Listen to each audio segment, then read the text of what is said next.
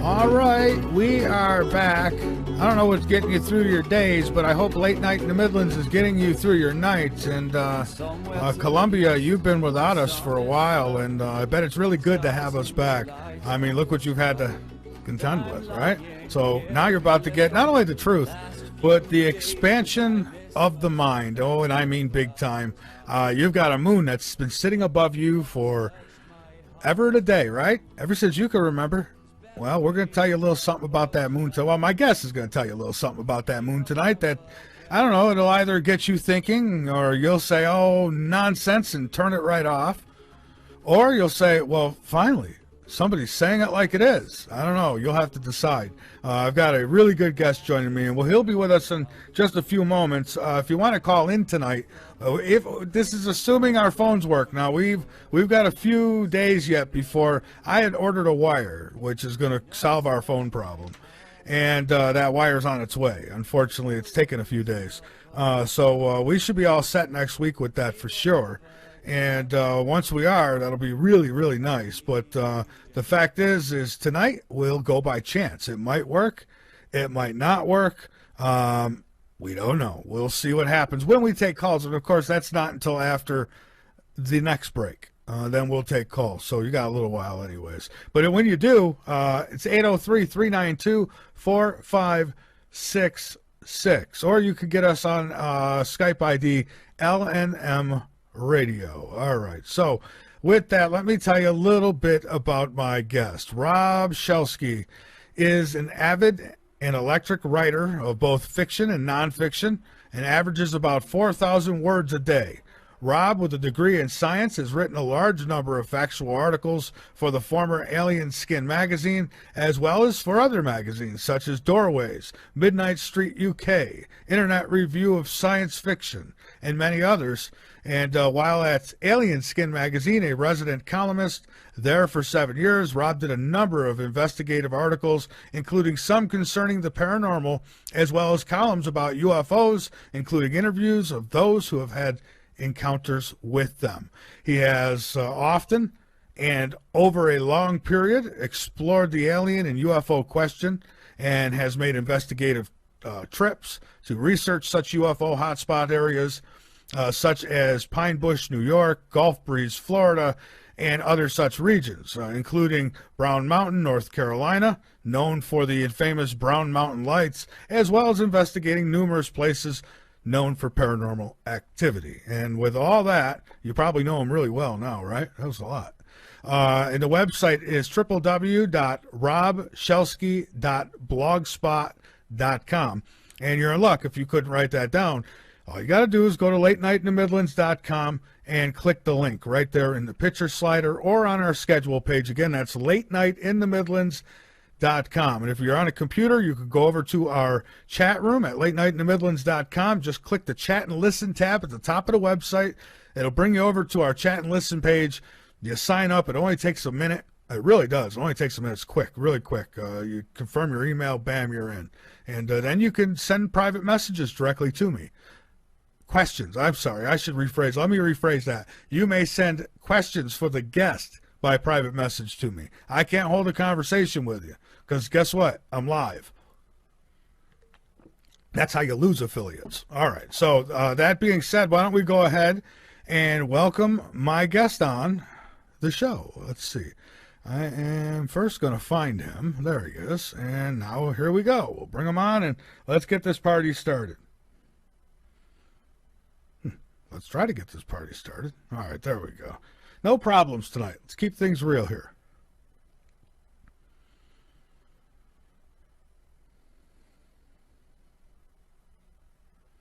All right, it's ringing, folks. It's a ringing. It's ringing. We're just waiting on an answer. In the meantime, again, the website's www.latenightinthemidlands.com, folks. Hit that donate button. That's what keeps us on the air. It really does. Keep us here. Help us out. Subscribe as well. And don't forget to like the video over on YouTube because we simulcast over there. We're all over the place now. We're getting out there more and more. So many different places. And for whatever reason, the guest has not yet answered. So let's try again. I don't know. You never know. Nature may have called. Sometimes these things happen at the most opportune time, right? So let's try again. Oh, no, he's trying to call me now. No, I can't do that because then I can't bring in callers. So, all right, let's do this again. There we go. Rob, welcome to Late Night in the Midlands. How are you? Hi, how are you? I'm doing just fine. Sorry about the phone tag there. Oh, that's okay. Yeah, so hey, listen, I thank you so much for joining me tonight and spending some time with me on this Friday night. I'm looking forward to talking about these most very interesting topics like the moon and time travel. I mean, when I was reading your stuff, man, I was, Jesus, we need 3 more hours. Anyways, but what stuff did you read? Oh, I was just, bios. I was checking out some of the past shows you were on and checking out your blog and some other things. And just the topics of time travel and the possibility of people being maybe abducted and brought to other timelines. Just incredible stuff. So, but I thought first we'd start out with a little background. What got you so interested in these topics that you do tackle? Well, my brother was missing time when he was a teenager, and that got my attention. I didn't know about it until about 20 years later, and then he told me the whole story about him and a friend out in the desert and seeing a light, deciding to follow it where they thought it might have landed in the desert, and then not remembering a thing until the next morning. And then they packed up their camp and went home and never spoke about it, not for, 2 decades. And then my brother suddenly remembered it, talked to his friend, and they became so intrigued by it all that my friend moved his entire family, or my brother's friend, to Las Vegas to be near where my brother was living so they could investigate the matter further. And they did this for a number of years. Interesting. All right. And so you're also a MUFON investigator, is that right?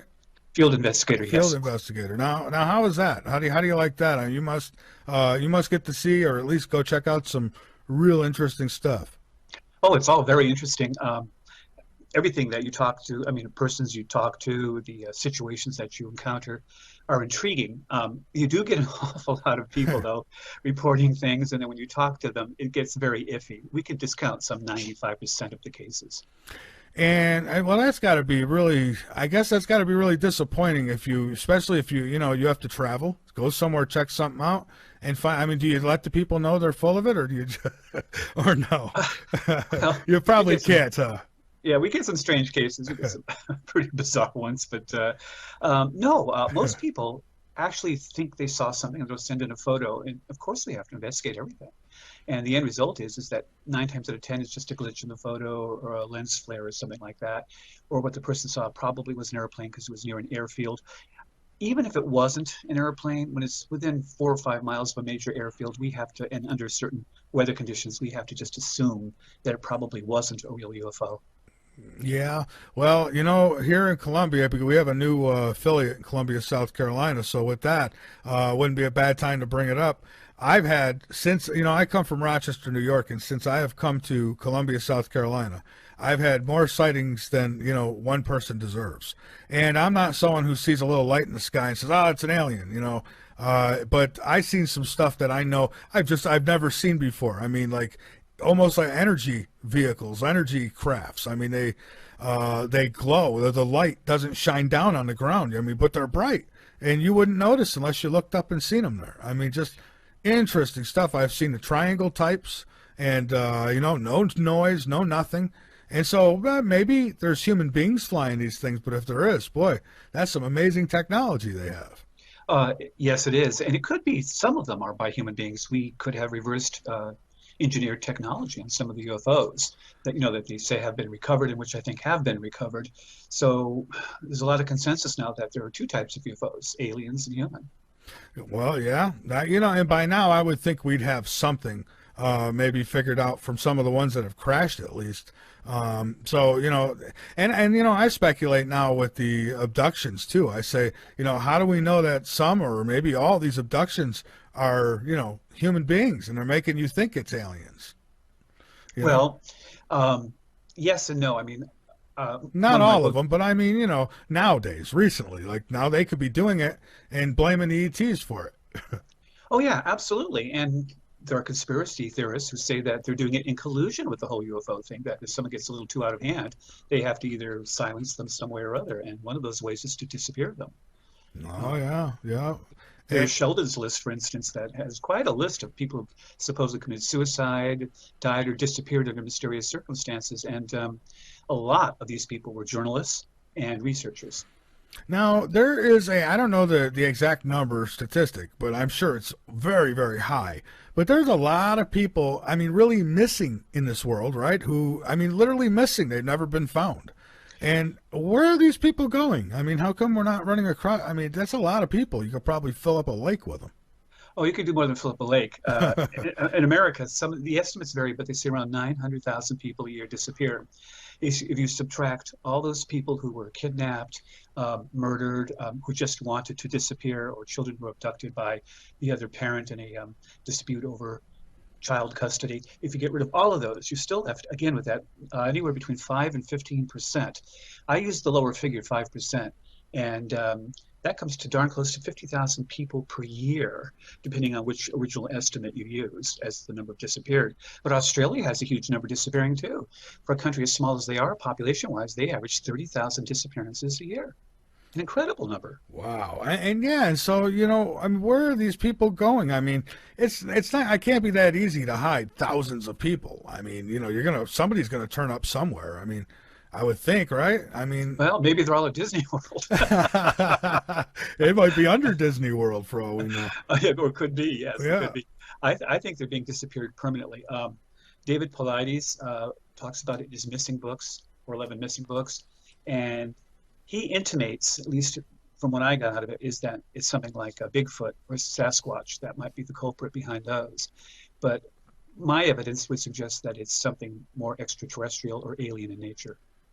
Yeah, and that could be. Now, listen, I was going to save this for later and just get to the moon, but I mean, we're on this subject. People disappearing. Now, I had read where it was suggested that people could be traveling through time and like taking people to another timeline. Well, there's a number of possible explanations. There are many who believe that UFOs are interdimensional, not specifically extraterrestrial, which means that people could be abducted to other timelines. There are others who say that people are simply falling into other timelines, and there are others who say that our timelines merge at some points, and that's another whole story in itself, but it involves the Mandela effect. But yes, it's quite possible people are disappearing to other timelines. The Mandela effect. Now, there's another one. I mean, how much water or do you put into the whole Mandela effect? Now, we've done shows on that before, and I've had people. I got one guy. He is super religious. His Bible is his guardian angel, and he came on, and I couldn't believe he said it, but he said there was things changed in his old Bibles that like he went back and stuff was literally changed, meaning not that they made new copies or anything. He had the old copy. He knew it by heart. He said stuff was changed in it. He blamed the Mandela effect. Well, one good example of that is the lion lying down with the lamb.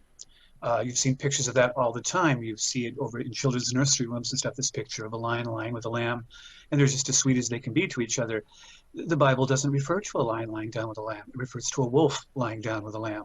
And yet I was brought up, and I know a lot of people brought up, and you can look on the internet, just type that in, and you'll see image after image of a lion with a lamb, and yet it's not. It's a wolf with a lamb. Interesting. Yeah. So I mean, so you think the Mandela effect could be real then? I think it is real. I don't think all reported cases of it are real. I do think that one might, the one we were just talking about, might be, because I swear I've always learned that it was the lion and the lamb, not the wolf and the lamb. I never even heard of a wolf and a lamb until recently. But yes, I think it's real. I don't think Berenstain Bears versus Berenstain Bears, which is a really highly touted one, is necessarily a true Mandela effect. It may just be that it is a mismemory. But there is something odd about the Mandela effect. When people get it wrong, they get it wrong in their thousands and even tens of thousands. And the really odd part is they get it wrong the same way. A good example is the color chartreuse. What color is chartreuse to you? Honestly, I don't know. Okay. Well, a lot of people think it's a sort of a reddish brown, reddish purple, like a maroon, and it isn't. It's a lime green. And yet, when the people get it wrong, they all get it wrong the same way. They don't say it's orange or yellowish or yellow orange. They say it's a reddish brown or reddish purple. They get it exactly the opposite color from what it is. And they Once all you get it wrong the same way. That's the weird part. once you get into colors outside the Crayola crayon box, I'm lost. I kind of go along with that myself, actually. Yeah, I mean, I got some things I'll tell Autumn. I'll say, oh, it's green. Oh, it's not green. It's blue. It looks green to me. But anyways, so yeah, so then we can have people traveling. I mean, so these people traveling in time, they would be, I mean, us then, right? From the future or from where? Well, they could be, or they could be extraterrestrials. The theory by Nick Bostrom, I believe his name was, is that if there are future civilizations, some of them may have no interest at all in doing time simulations or time travel. Some there may be no future civilizations. We might all wipe ourselves out, but even if we did wipe ourselves out, there might be other races in other situations, galaxies, solar systems that do have an interest. And if they do, and they do simulations, then based on that, it's far more likely we are in the simulation than not.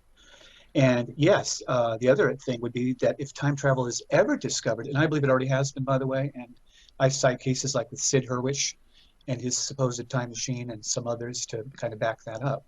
But yeah, I think it's quite possible that time travel exists and that people are moving through time. In fact, I think it's a probability. That'd be fascinating. So, what's the chances that I mean, that right here on our timeline, that somebody's already invented a time machine? I remember a while back somebody sent Art Bell some contraption, but he said he never tried it. But but Probably a good thing. yeah, probably would have fried him. But so, what do you think the odds are that we have something like that here in this timeline? I think. Do we have it in this time? I think there's a reasonable probability that we've come up with something. Sid Hurwitz lived in Toronto, Canada. He was incredibly good with machinery. He supposedly came up with in fact, he had two companies, and he was so sought after that during the war, the Toronto government asked that he be withdrawn from the military so that he could help them set up an electrical grid in the area. I believe it was World War One. Don't quote me on that. It might have been World War Two, but I think it was World War One. And so he did. But he supposedly invented a time machine. Thought it would help the police. He had the police come out. Was able to freeze machinery in place without it being able to move. Even a pistol on a table couldn't be picked up by the two cops together. And as they were leaving, Sid Hurwitz's wife heard one of them say, "This would have good military applications." Well, later, he received an award from the Israeli government, one of their highest awards, if not the highest. And they never said what it was for, but the rumor is that it was because his machine was used in the raid on Entebbe in Uganda to save the people that were being held there under, I want to say Idi Amin. And and so he received this award. That's a matter of record. In my book, there's a photograph of him holding the award. And it was in the Toronto newspapers, but it never says why he was given the award. There's absolutely no mention, which is highly unusual. Oh, yeah. But it was for aid to the Israeli government. That's all we know. Wow. Now, I've seen here where even entire villages in Canada and China have disappeared. Is that true? Entire villages? Well, it depends on yes, it's true. Wow. The one in Canada is particularly difficult because the story was recounted so many times afterwards, and it was embellished and it grew till the point where it was like hundreds of people, when in the original story it was more like 30, 35 people. But yes, it seems a village in Canada, in the far north of Canada, the villagers just disappeared. A trapper went there, and he found food still cooking. He found dogs chained up, but starving is the way the article originally said it. And there's also gravestones that have been moved. And these people, the native tribes, don't do that. They're very profound with regard to their burial sites, and they don't even like archaeologists disturbing them. But yes, they disappeared. And there was also a village in China where the entire inhabitants disappeared. And this was broadcast on the Chinese media. They later recanted it, but not until long after the story had been given. The strange lights were seen in the sky at the time. People in 2 other towns nearby saw these lights as well. Lots of witness reports to this effect. It was broadcast on Chinese radio. Again, it's a communist radio station. They don't usually broadcast stuff unless they mean to. And the funny part of it all is people disappeared. And at that time, shortly afterwards, military convoys were seen moving into that area. Now, the village was near a nuclear power plant, but there's been no sign before, since, or after, in any way, shape, or form, that there's any kind of a nuclear accident or problem. And these people have never turned up again. They're just gone. Wow. And nobody, well, I guess people wonder what happened to him, but there's apparently no evidence of what happened to him. No sign at all, no note in the cave. Hey, Mom, Dad, the aliens came to get me. Apparently not. Of course, it is China. And again, it is a communist style government, and it's hard to get all the facts in these situations.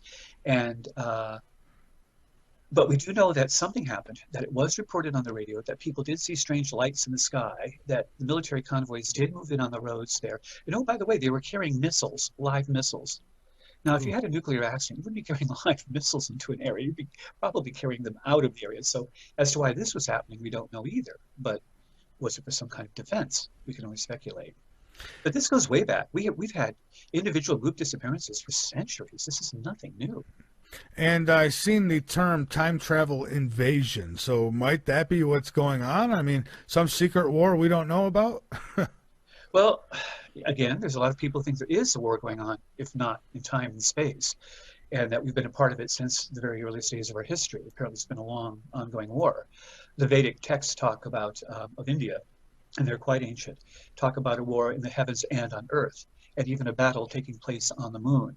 And at one point, humans rebelling against their overlords or their masters, lawful masters, as the Vedic texts put it. And so we also have evidence of radioactivity in 2 ancient cities dating from that time, Mohenjo-daro and Harappa.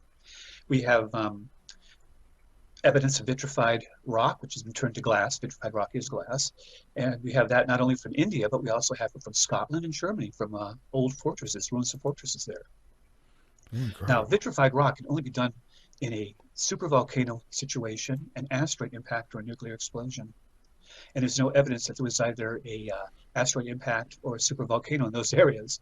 In fact, no volcanic activity at all, it seems. So that only leaves a nuclear explosion.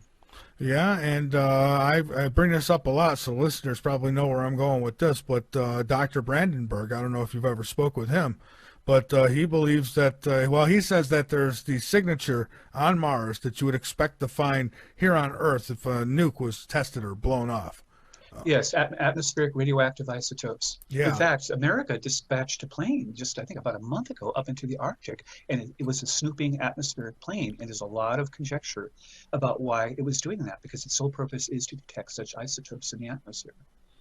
Yeah. Well, there's been a lot going on in the Antarctic these days. Well, that was the Arctic, but yes, you're right. The Antarctic is a really big hotbed of activity right now too, it seems. Well, yeah, they like places we're not. You know, I don't know. Some suggest that they've got some technology they're digging up over there. I don't know. I wouldn't put it past them. I mean, it seems like some very important people have gone to the Antarctic. Too many important people, and too close together. If these people had been stretched out over time, like say a decade or so, or even 2, you wouldn't think much of it. But it's all been in like the last year or so that this has been going on. I see. Yeah, it's well, I guess we'll find out soon enough, right? It seems like the cat don't stay in the bag very long these days. It doesn't. It doesn't. I mean, I think it's more like Schrodinger's cat. You never know if it's alive or dead on some of these things. But you have to consider that there's a lot of disinformation probably out there as well. So it's hard to weed through all this and separate the wheat from chaff in this situation, but it can be done.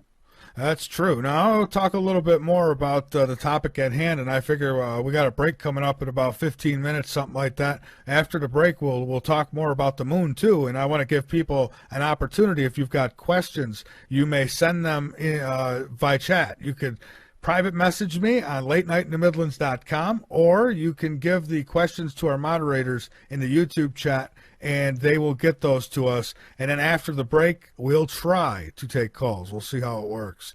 We've been having problems with our phone line with Skype, and so we've got new lines going in, landlines finally next week, so we should be in much better shape. So the Mandela effect. What type of? I mean, like what other types of evidence? What have you seen? I mean, outside of Bible. I mean, what else has happened? I know Mandela was supposed to have died twice. I think that's where all this grew from, right? Originally, yes. Yeah. And I remember it both ways. I remember him dying in prison in the 80s, and I remember him dying after he retired from being president of South Africa. So, and that's not uncommon for people to have double the memories.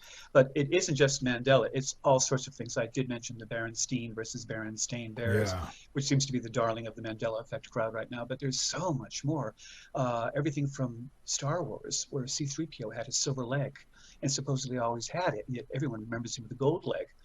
And it's amazing because you just don't see movies with him having a silver leg in it. But apparently, I have a blooper which shows he's completely gold, no silver leg. So, Yeah, well, that's what I always thought he was. Now look, I had the action figures when I was a kid. I played with them, so I know he was all gold.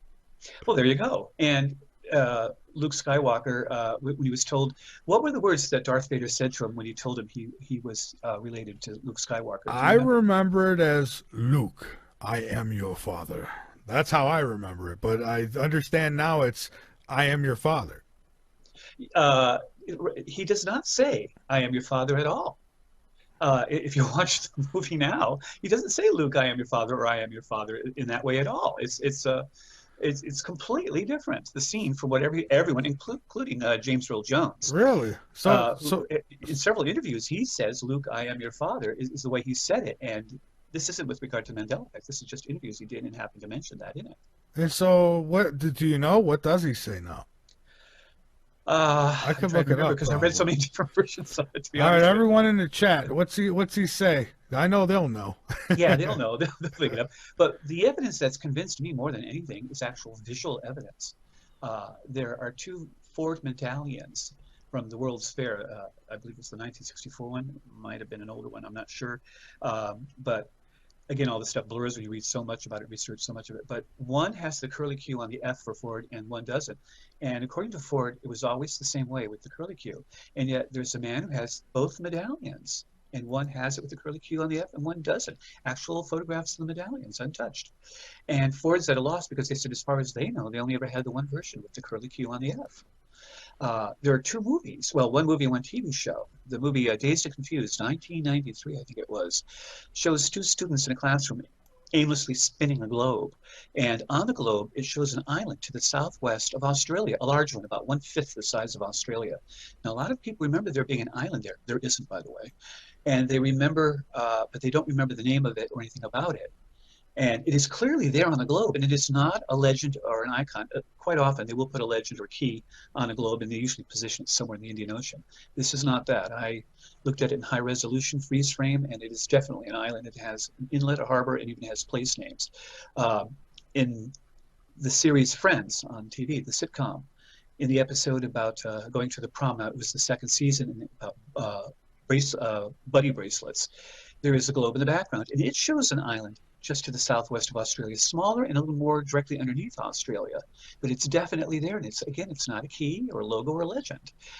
And the odd part is both of these globes also show Tasmania and New Zealand. So it's not meant to be Tasmania or New Zealand, and nor is it the correct position for those. It's way off to the southwest, whereas those are under the southeast and to the east of Australia. So yeah, and both of these take place in the 1990s, which is odd. Well, a lot of strange stuff then. Now they say they just found a new continent. I don't know if you've read about that. I imagine it's submerged, but I wonder if that's Atlantis or. Yeah, that's supposedly Zealandia. I think it was the name they gave it, or something like that. And I just read about it. And basically, it makes New Zealand kind of the high points on that submerged continent. But it's not the only one. There's also one in the Indian Ocean over in the direction south of India that is submerged, but it's considered to be a continent too. But probably not Atlantis. My bet is Atlantis was in the Atlantic somewhere, and possibly could have been the island High Brazil. Interesting. All right. Robin is listening from YouTube, I believe, and asks, please ask the guest if he is aware of NASA's Sun Simulator. Many videos out showing something in our skies. The sun simulator, I'm not sure what they're referring to. I do know that they are observing the sun up close and that we have seen strange objects around the sun, including something that looked like it was sucking up part of the sun into it in the form of Yeah. energy. So, more recently, another large ship was supposedly seen there. And when you look at the photographs, it doesn't look natural, whatever these things are. So my suspicion is there is something going on around our sun. But as for a sun simulator, I'm not aware of that.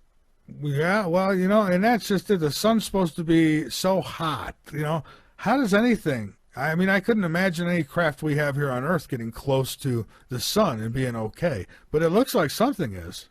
Well, maybe they go at night. Yeah. Uh, if you have the kind of technology that these extraterrestrials seem to have, including bending the laws of physics, I shouldn't think getting close to the sun would be a real problem. Now, somebody just told me that sun simulator is flat Earth stuff. If that's what they're referring to, there's no such thing, I don't believe, of no flat Earth, but to each their own. Um, How do you feel about the hollow Earth? Hollow Earth? I guess anything's possible. I mean, how hollow? There's got to be something. Well, I can't say there's got to be because what do I know? But Well, actually, it would have to be. You can't have the mass of the Earth being what it is unless there's something below the surface in the way of mass to give it that density. So right. if the Earth were hollow, it can't be entirely hollow, no. I see. And yeah, so, and I know I just asked Courtney Brown about that very thing, and he said he doesn't believe that he says if it was hollow, then it would pop like a bubble. And so that's basically, that's assuming that, like you said, if it has a lot of mass. I don't know. I guess it's possible, right?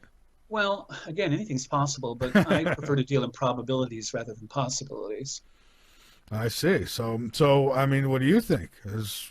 No, I don't think the Earth is hollow. I think there may be hollow caverns. There may be. That's where I'm at. Yeah, but I mean, I don't think the Earth is hollow per se. Yeah, that's what I say. I think there'd be a lot of caverns and maybe some hollow spots, but I don't think you're gonna, as far as a hollow Earth, that's kind of how I picture when people say that is like a balloon, like you dig so far down and it's, I don't know, it just couldn't be. I don't think. But Well, we know it gets hotter and hotter the further you dig, so it eventually reaches temperatures that are incredible. So, and that's when you start getting magma and liquid rock. So. Yeah, if it's caverns, it's got to be below the surface, but not too far below the surface. Uh-huh.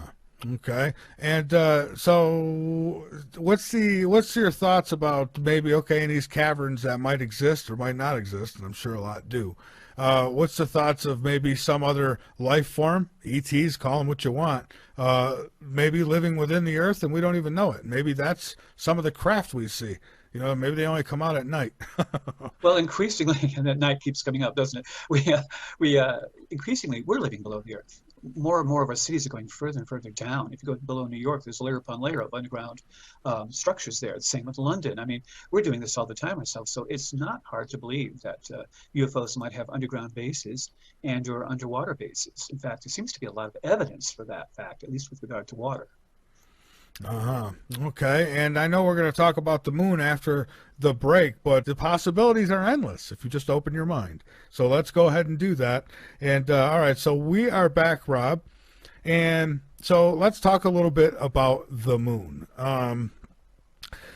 What is it? I mean, is it always been? Or no? I mean, there's ancient civilizations that I think spoke about a time when the moon didn't exist, correct? So I Correct. mean, is that something we could prove or not prove? I mean, what is that moon? It's green cheese. Yeah. Well, the moon's an oddity. Oh, just one quick thing about Darth Vader. He said, "No, I am your father." That's what he said. Oh, that's not how I remember it. That's not how anyone remembers it. Damn it. But with regard to the moon presents a lot of problems. It doesn't have enough mass for its size. It's too light. It's not dense enough, apparently. And several major scientists have said this leads to the idea that it could very well be hollow. This is not me. We're talking mainstream scientists here now. The moon has a thicker crust on the far side than it does on the near side. It has the Maria, those vast, flat, dark areas of supposed lava flows that only show up on the near side and not the far side. some scientists just recently said, well, this is probably due to the fact that the moon had one face towards the Earth. The Earth was really hot when the moon first formed, and so the heat radiating from the Earth caused lava flows on the facing side of the moon. That doesn't ring true. When the moon was first formed, it spun like a top. It had a lot of rotational. It only slowly lost that and became tidally locked with the Earth, with one face always facing towards it. So none of these theories about the moon seem to really hold true. We have evidence of certain minerals on the moon that just shouldn't be there. Titanium is one of them. We've only recently, historically speaking, been able to make titanium. It takes extremely high temperatures to refine it. That's the reason you don't find it in nature in the Earth's crust, but we find it in the moon's crust. There's a lot of helium-3 on the moon. There isn't on Earth. There's neptunium on the moon, which has a half-life of, I believe it's 2.5 million years, so it should all be long gone by now, and it is on Earth. We have to make it artificially, yet there's neptunium on the moon. We can't account for any of this. That's yeah, and and it's amazing what that moon really means to us. It's like, oh darn, in order to get the Earth just right, well, let's put this here, and that'll keep it from, that'll keep it on its tilt. It's just, it means so much to this planet. I mean, doesn't it? The survival of this planet. Well, there are scientists who say life on Earth wouldn't exist without the moon in the first place. So. Yes, there's evidence to suppose the moon was always here, and yet there's also evidence to suggest that it wasn't always here as well. We're talking about the ancient civilizations. The Mayans, for example, revered Venus, and they never talked about the moon practically at all. It was Venus this, Venus that. Why? When the moon is a much bigger and brighter object in the night sky. Many South American tribes, Native American tribes, preface their stories with a time before there was a moon. In Europe, you have Greece and Rome referring to a time when there was no moon. Aristarchus talks about a time when Greece was inhabited by the proselytes, which literally means the people before the moon. And this goes on and on throughout history. And yet we don't have the same sort of thing about Mars or Jupiter or even Venus for that matter. It's always, whenever you hear stories like this, it's about the moon. We should know the ins and outs of our moon. I mean, it's so darn close. With all the, it's just amazing how we do all these things and we just never mind the moon. It's right there. We should be traveling around the whole thing. I don't know. Gas up your Jeeps, boys. It's time to take a ride. Right? I mean. Well, we did have a strong interest in the moon, and it ended quite abruptly, and nobody's been back to the moon since. Oh, we've orbited a few satellites. China had a rover on there, which stopped working very, very quickly. So the question has to be asked, with the moon only about 250,000 miles away on average, why aren't we going to the moon? Why all this talk about Mars, but no real talk about going back to the moon, especially since we found evidence of water on the moon? Yeah, and why wouldn't we want to set something up on the moon, and then by the time, they're ready to go to Mars, they might have something really nice set up. They could go right from the moon. Exactly. You have a much lighter gravity well from which to launch a spaceship. I mean, Earth has a very deep gravity well. The moon's is much smaller and lighter. So it would make sense to have a base on the moon from which to start launching vehicles to the other planets. I agree. Now, some people don't believe we could do any of that. They say that there's no way that anyone's getting past the radiation belt. What do you think? I think that with all the technology, I think ET's getting through it. So someone, Well, I guess they're talking about the Van Allen belt. And yes, I've heard talk like that before. And no, we've constantly gotten stuff through. You have to remember when we landed people on the moon, and people, of course, say that we never really did that either, but they were ham radio operators at the time. They were very common. We didn't have cell phones back then. The only way you could talk to someone in another country without paying enormous phone fees was to be a ham radio operator. So they were able to triangulate the ham radio broadcasts from that they received from the moon. And there's no doubt that broadcasts were coming directly from the surface of the moon. The Apollo missions, we have that as evidence. We also have the evidence of the stuff they left behind there. There's a reflective mirror. We bounce the laser off. We determine the distance of the moon that way. So how did that get there? Someone didn't put it there. And if not us, at least a robot ship would have had to do it. So yeah, we're going through the radiation belt. Yeah, I think so too. I mean, people act like we can't go in space and they say, well, what about, when we did go to the moon? They didn't know about the radiation threat. So they, how come the guys didn't die of cancer? It's like, how do you know what they knew? I don't know. Well, yes, they knew about the Van Allen belt a long time ago. In fact, it wasn't even a movie. I think it was directed or produced by Irwin Allen. It was Fire in the Sky or something similar. And I know that's the one about Travis Walton. Yeah. There was another one earlier in the early 60s or late 50s that had the Van Allen belt catching fire. So we know the radiation belt existed a long, long time ago. And also we know that there's radiation in space because we're bombarded with cosmic rays. We know they can be deadly. We sent weather balloons and things to the upper atmosphere long before we launched the Apollo missions. And well, I believe that we can also, if we're smart enough, and I think that somebody's got to be, we could probably use a lot of that to power the crafts to get around in space. Well, we've come up with the ion drive recently, which is quite incredible. That was only on Star Trek at one time, the original Star Trek series. Do you remember Spock saying the ship's propelled by ion drive, an advanced technology? And now NASA has ion drive.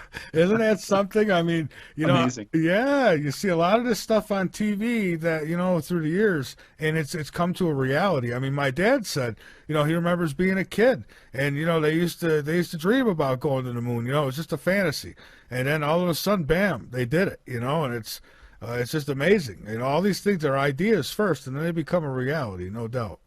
So ideas do become reality. Thoughts are things, right? Yeah, and so Mandela effect. Somebody said, well, I don't know if that has anything to do with the moon, but okay. So what would you say if the moon was some hollow instrument that was towed there? What would be some of the strongest, I guess, scientific evidence? Some people talk about it ringing like a bell. Yes, it does ring like a bell, and we can't account for that either.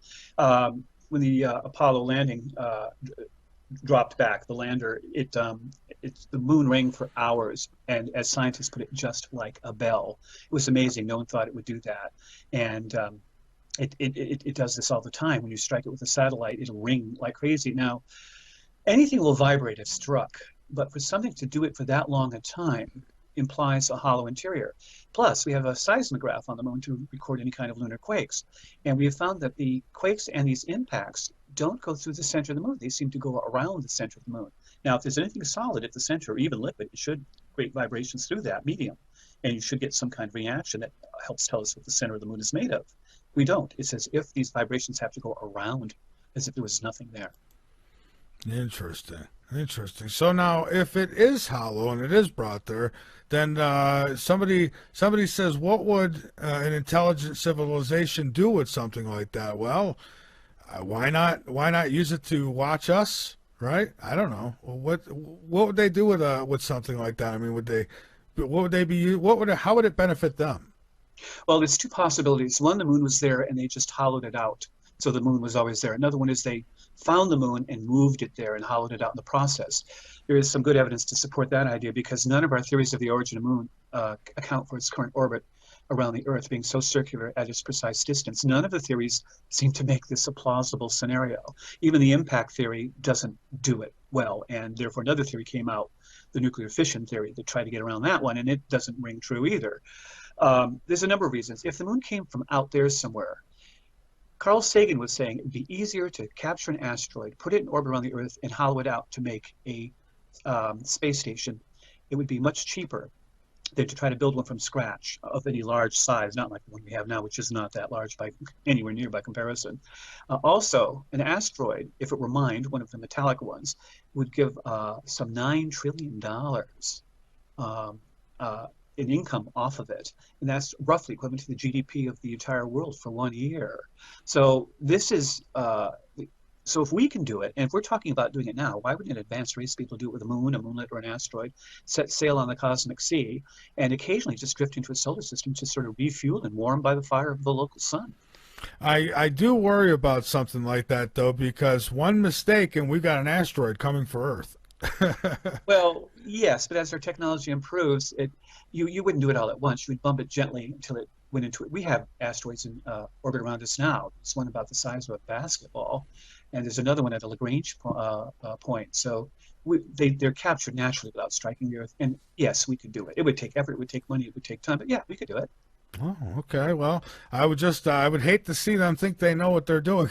All of a sudden, here it comes. That would be a hard hit. Who knows? Maybe that's what happened last time.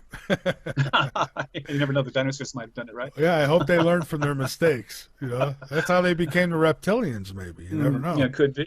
Yeah. Now I've seen where you had characterized. I think it was Coast to Coast you were on, and you could kind of call. I think if I remember correctly, it was you who called the moon a Death Star, possibly. And I wonder, I liked hearing that because I've always looked at Nibiru. I'm sure you've heard a lot about Nibiru. Hmm. I've always thought Nibiru could be something like that, a Death Star, something that they were traveling in. And primitive people would look up and think, hey, it's a planet, right? So I'm wondering, could the moon had been the original, Nibiru, maybe? I'm not sure if it's the original Nibiru because the Anunnaki and the Sitchin's translations of them state that it was out near the edge of our solar system and had an atmosphere, and they required gold because there was a problem with the atmosphere there. So that would contradict that. But as a Death Star, sure. Any military at all will tell you that they always want to occupy the high ground. And the moon is the high ground for Earth. Yeah. Anyone on the moon the moon's face doesn't revolve. The Earth revolves beneath the moon, but the moon always has one face facing towards the Earth. So any bases on our side of the moon, and supposedly there's some on the far side too, would be able to observe the Earth nonstop all the time. Yeah, all Earth, all the time, right? It'd be like their favorite TV station. And we do have some evidence something weird's going on our side of the moon. Aristarchus crater, scientists have nicknamed the blue gem. And the reason they call it that is so often there have been blue glows, flashes, streaks, beacons, mists, ground fogs around Aristarchus. Now, some scientists just in the last week said, well, this might be due to volcanic activity. But the moon is supposedly dead, and we have seen no sign of volcanic activity anywhere else on the moon. Plus, when someone did a spectrum analysis of the blue glow in Aristarchus at one point, they found it exactly matched that of a fusion power reactor's spectrum. Wow. Wow. Well, yeah, that's weird, right? That is weird. Well, listen, I strongly believe that there's a lot going on the moon that we don't know about, such as bases. I mean, I don't know, ETs, probably humans too. Up there, I'm sure there's a whole lot going on. I go out at night after the show and on a clear night, and I'll just stare at that moon. And boy, sometimes I swear I see stuff. NASA commissioned its own report before it sent the Apollo astronauts to the moon, and it was over 500 years, and they included observations by leading scientists of the time. And the reason it was 500 years old is that's roughly when the telescope came into use. There were observations of the moon before that as well, but they wanted more reliable ones. And we have been seeing things, they call it transient lunar phenomena. We have been seeing things on the moon like lightning, glows, beacons, streaks, flashes, pulses, you name it, we've seen it. But the moon's not supposed to have any kind of an atmosphere, isn't that right? No, it doesn't. So how would it have lightning? There'd be nothing for it. Well, that's what I'm saying, but they say it's so thin of an atmosphere, right? It's supposed to be super thin, and it's virtually a vacuum. It's the next best thing to a vacuum. You would have a hard time creating that good a vacuum, for lab purposes here on Earth. We have the equipment now, but it's very expensive to get that kind of a vacuum. But wouldn't you need the clouds and stuff for lightning? I mean, you need an atmosphere because it's a discharge, and you need a positive and a negative charge buildup for them to want to discharge. So. You would need an atmosphere. Plus, you wouldn't get mists and fogs if there's no atmosphere. Well, yeah, that's what I'm thinking. Now, if there was an atmosphere, like say we're being lied to, and there is some kind of like storm systems or whatever that move around on the moon, just, the average people looking up at the moon at night, would we notice that? Would we be able to see it? Or would we really have to, even with telescopes, you would think people would say, oh, look at that, look at a tornado over here on the moon, or, they'd see it. Right. No, there's no atmosphere on the moon. It's so rarefied as to be unbelievable. Yeah, you'd be sucking vacuum if you tried to breathe on the moon. But we do see mists and fogs around the Aristarchus crater, and we can't account for that. Or something that's blotting out visual features at times. But nowhere else on the moon particularly do we see that. That's interesting. So then how does the lightning happen? Is it just some kind of freak thing in the craters? Or? Well, you either have to believe they did not see what they thought they saw, or they did, and something else is accounting for it, like some kind of an energy discharge could account for it. That could be. Now, the flat earthers would say it's a glitch in the hologram. Well, something that could be true too. If we're a simulation, then all bets are off, right? Yeah, exactly. I just hope that the kid keeps his computer on wherever it is. Well, we're running at super fast time. We're operating at the speed of light, so even if you shut it off, it probably would be a number of lifetimes before we would notice the shutdown. Because we'd be living at a much super speed than they would be outside the simulation. So, but if the moon, when it first came to be, or even when it was spinning like it, wouldn't it have caused like tidal waves and things. I mean, couldn't it have caused like mass flooding and explain some of what people were seeing, or no? Well, in my book, I talk about that specifically. We have evidence that something incredible happened around 12,000 years ago, 10,000 BC.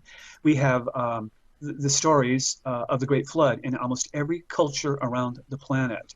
Now, if the moon was moving into orbit around the Earth, or if the orbit of the moon had been changed to establish a new orbit, we would have had tidal effects, including massive flooding, coastal flooding, that sort of thing, which could account for the Great Flood. And we know for a fact that a lot of the ancient megalithic cities and structures are underwater.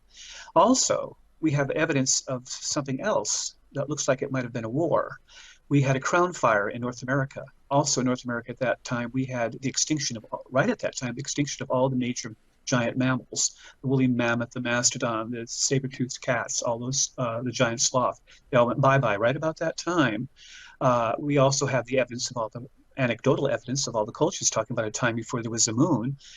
And you start to add all that together, and you come up with the idea that something really momentous happened around 12,000 years ago. And I think it might have been either the arrival of the moon or the moon being repositioned in our sky. Yeah, I mean, it had to be something. So, I mean, and who knows? They talk about, fire and brimstone and all this stuff from the sky. It could have been, maybe it happened. Maybe they seen it, and maybe that's what it was. The moon. I mean, you might get up in the moon, and I don't know, you find a trap door, and next thing you know, some stairs leading down into it, and a captain's chair, and everything. I mean, can you imagine, though? I mean, oh my God. Shades of First Men in the Moon, Jules Verne, huh? They're just hoping there's no gas left in there and no one turns the key, Yeah, exactly. Yeah, it's there does seem to be evidence. For instance, if Aristarchus does have some kind of a hidden fusion reactor within the crater, it would account for why it would be there is all that helium-3, which there is so much of on the moon. And helium-3 is a perfect fuel for nuclear fusion, not fission, but fusion. Yeah. So we have that. And then you have the evidence of supposed bases on the moon. Some of it quite compelling evidence.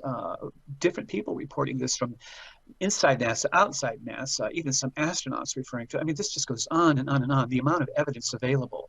And people say, well, it's not evidence if someone says it. Well, evidence is admissible in court. You can try someone, convict them, and have them executed based on witness evidence. And yet somehow when it comes to the moon, even when it's expert witnesses, even when it's officials from NASA, even when it's astronauts, we seem to discount it, and I don't know why.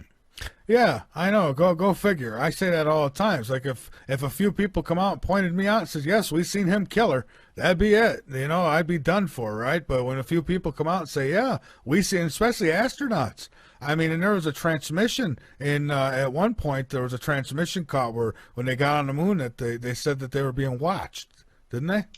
Oh yeah, and there was the and I can't remember her name, but there was a commander of one of the space shuttles. I was watching it live at the time, and she's floating around in the cabin, and she's talking, and she says, "There's that alien spacecraft again," quite clearly. And then all of a sudden, the sound goes, and you still see her. The video feed's still there. She's still floating around, and you can see her mouth moving, but you can't hear anymore what she's saying. They switched her to a private channel. Wow. Wow. That could explain, again, I brought this up a few times with other guests, but I remember Art Bell saying one night that he had interviewed a few different astronauts, and he had asked them all the same question: what was it like that moment when you were on the moon, to actually be on the moon? And they didn't remember what it felt like exactly. I mean, how do you not remember what it felt like? I mean, that's what he said they told him. So interesting. So I wonder, they say, hey, we're going to decontaminate you. Really, when they're decontaminating, they're scrambling your thoughts, maybe putting in, I don't know, editing your tape, if you will. It does make you wonder, because I can't imagine anyone not remembering the time they first stepped out onto the moon, or even stayed in the craft when they landed on the moon and looked out the window. I mean, can you imagine? I mean, that would be, well, it's like my first time looking at the Grand Canyon. It's just something you never forget. Well, yeah, exactly. I mean, it's just, I don't know. That'd be like me saying I don't remember the first time I, was live on the air and people were listening. I remember I was sweating bullets that night. So I was too, actually. It was on Coast to Coast, and I heard how many millions of people were listening in. Oh, I know. I'm telling you, it's got to grow on you. You've got to, you have to work up to it. You do. I mean, was Coast your first big show? Well, they don't get much bigger, actually. Yeah. Well, yeah. I also did Art Bell's Midnight in the Desert not too long ago, a couple months ago actually. Yeah. And I have done a national broadcast in UK just a few weeks ago. And so I'm getting used to the bigger crowds. I was gonna say you're getting used to it then. You're Right. fine. Hey, I did do a speech in front of the Library of Congress as well last April, I think it was. And so, yeah, that was tough because you're in a theater, you're on a stage, and that's a little, with all these eyes staring at you. And I must say, they were a tough crowd. Well, yeah, you can't just like here. I could at least mute my mic. I could even say, something went wrong and, get my wits back about me. But when you're on stage, that's it. Good You're luck. there. Yeah. Oh, I got an email from somebody. It's titled Moon Phase, and I've been saving this for tonight. He says, I was listening to your show at Dr. Rand. This was several nights ago. He said, I heard a question about the moon eclipse from top to bottom. I didn't see the eclipse because I'm too far west, I think. He says I was... anyways, let's see here. So he says, I think it makes sense that we have a wobble causing shadows on the moon. I know it doesn't do that every night, but, okay, so according to his email, he says that, and I've had a few people tell me this, they notice, like, changes on the moon, like a wobble to the Earth. I guess I look at the moon and I haven't noticed it, but... Well, I haven't heard of a wobble on the moon. In fact, that was one of the oddities. It doesn't wobble like it should. It does wobble some, but nothing like it should, whereas the Earth wobbles quite a bit. As for shadows on the moon, yes, I'm not. I don't know if they're referring to a solar eclipse or a lunar eclipse. Lunar eclipse, you're more likely to see the shadow effect. A solar eclipse, if it's total, you wouldn't see anything except a black disk. So I'm not quite sure what they're referring to there. I do know that the moon has libration, that there's enough of a wobble between the Earth and the moon, between the two of them, that we actually see more than 50% of the surface of the moon. We see more like 60-something% because we get a little bit on each side every once in a while. When you put it all together, it gives us a bigger image. Okay. All right. Yeah, I don't know. I've had people tell me, well, they look at the moon and they could see a wobble from the Earth, that apparently the Earth is wobbling. I haven't noticed it. I mean, I look at the moon every night and I don't know, it seemed normal to me, I guess. So, one time I questioned why one night it's in this spot and the next night it's, totally different spot, but that was explained to me. So I don't know if I have any more questions except for, who's up there and who's on it now. That's what I really want to know. But we got some questions here from the listeners here. Diamond asks, what did they find in Operation Clementine? That was a fascinating mission 94. I don't know. Well, Clementine, I believe, refers to the satellite, Yeah. Clementine satellite. Uh-huh. Is that what they're? Sometimes I would guess so. But I'm not sure quite in what respect. I do know that we did crash a satellite into the moon, and because we wanted to raise dust and see if there was water vapor in the dust, and apparently they did find some water vapor, but Clementine, it was a joint space project, and it was with the Ballistic Missile Defense Organization as well, and it was designed to French satellite was designed to impact the moon when it finished doing what it was supposed to do, I believe, if I'm thinking of the right satellite. And there are some, though. There was a photograph that was discovered lying on the desk of a NASA employee, a scientist, and they were interviewing him, and it just happened that he had these photographs spread on part of his desk, and the photographer with the journalist took a picture of the pictures, and in it there is a square-shaped, what looks like a fortress or fort, right in the area where the Clementine satellite is supposed to impact the moon. And there's a lot of conjecture that it might have been deliberately done to wipe out the remains of that ruin so people wouldn't spot it in later photographs. That makes a lot of sense. That's just like when they sent a missile into a crater. I remember this was, I don't know how many years ago, probably almost 9 years ago, I think it was. I remember me and a coworker watching. We're expecting to see this big, something, and we're watching, and it's nothing. They say, oh, it hit. I didn't even see a flash. So I'm thinking, I bet they sent a missile up there just to destroy something. Yeah, I'm trying to remember if it was Clementine that they impacted on the moon or not. There was a satellite that they did do that to, and it was right in the area of that photograph. But offhand, I can't honestly tell you if Clementine was that particular satellite or not. I do know that it was designed to map the moon, Yeah. and its surface mineralogy and that sort of thing. I do remember that. But as for which one actually impacted the moon, I'd have to look that up for you. And I guess then Russia, China, India, and these other countries, they must be in on something with the U.S. because, you would think that, China would circle the moon and they'd see, what's going on up there if there was anything. Do you think that one of those countries would spill the beans? And that's one of the arguments that we were on the moon is, some say, well, if we weren't, you don't think Russia and China would rat us out quick? Oh, absolutely. I mean, if we had never been to the moon, Russia and China would have been quick to jump on and expose us as a hoax. They would have loved to. We were in the height of the Cold War at that time. Oh, by the way, Clementine was the one that had a malfunction. I believe it was a computer malfunction, and it never actually made it to the moon, and it stayed in a geosync orbit instead. I think that's the one is what he's talking about. And so that isn't the one that crashed into the moon. So, Okay. But 1994 that's been a while for me. Yeah, it's been a while for all of us. So, I'd be interested to know more about what his question intended, if you know what I mean. I'd like to know what he was asking specifically. Okay. All right. Yeah. If you want to follow up, send a question in. BR1 asks, could you ask your guest that if the moon was hollow, how could it have had that much of a gravitational pull? Well, see, that's the thing. When they say the moon is hollow, they don't mean it's just like an eggshell. It definitely has an outer crust that could be 20, 25 miles or more thick.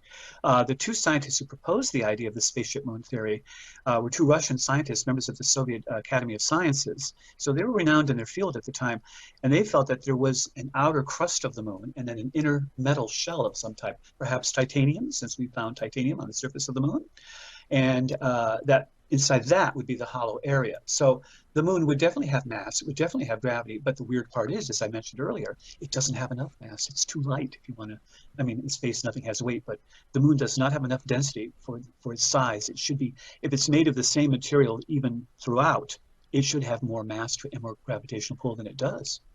They've been talking about now possibly changing the definition of a planet, and if they did so, I read that they said that the moon would then become another planet. They said that our solar system would have so many more planets in it.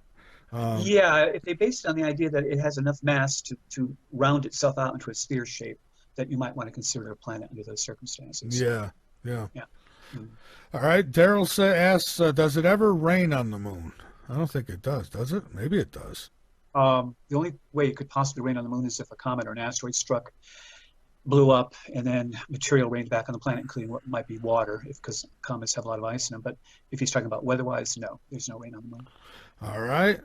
Why did NASA not give the public the color view of the moon when we supposedly landed on the moon? Well, there were color photographs, but we were beaming in black and white at the time. And so, I mean, a lot of your television images from that period are black and white just by their very nature. Plus, color cameras are much bigger and heavier at that time than the black and white ones were. So we used a lot of black and white, but we did have color cameras on the moon, and there are color photos from the surface of the moon, but they were developed back here on Earth. I see. All right. Does your guest support the electric universe theory? Okay, that's a new one for me. I've heard of a lot of theories of the universe, including string theory, simulation theory, holographic theory, and I have not heard of the electric theory. So he's just thrown me a new ball. So okay, all right. And then there's another one here. What does your guest know about computer code found in string theory? Speaking of string theory, that I can talk about. Yes, that was discovered, and they found, or one scientist in particular found it, that there was what appeared to be computer code in it. And upon examination, it turned out to not just be computer code, but block linear self-correcting computer code. The exact same computer code that search engines like Google and Yahoo use to correct data stream flows so that when they arrive, they're not corrupted. Uh-huh. All right. So built into the very fabric of the mathematical theory of our universe is self-correcting code. So if it were a simulation, it would have to have self-correcting code. Interesting. All right. Spooky. Yeah, it really is. I've just read today where they're theorizing that perhaps alien life forms have gotten so far advanced that we just can't see them, and that they're actually dark matter and blending in, and and kind of made me think maybe they're on the same wavelength as ghosts, and that's how they move the way they do. I don't know. Maybe they know something we don't. Well, dark matter is far more prevalent in our universe than regular matter is. In fact, you could almost say our regular universe that we see, planets, stars, galaxies, is kind of like cream floating on the surface of a cup of coffee before it's stirred. Everything below that is dark matter. We can't figure out what the heck it is. And if you're sitting on that little clot of cream floating there, you don't know that all that exists because it's not in your universe, but it's still part of the universe. So yeah, that could be true. Also, if we're developing stealth capabilities, and we have with bombers and fighters already, and ships, why would an advanced species be able to take that far further than we have?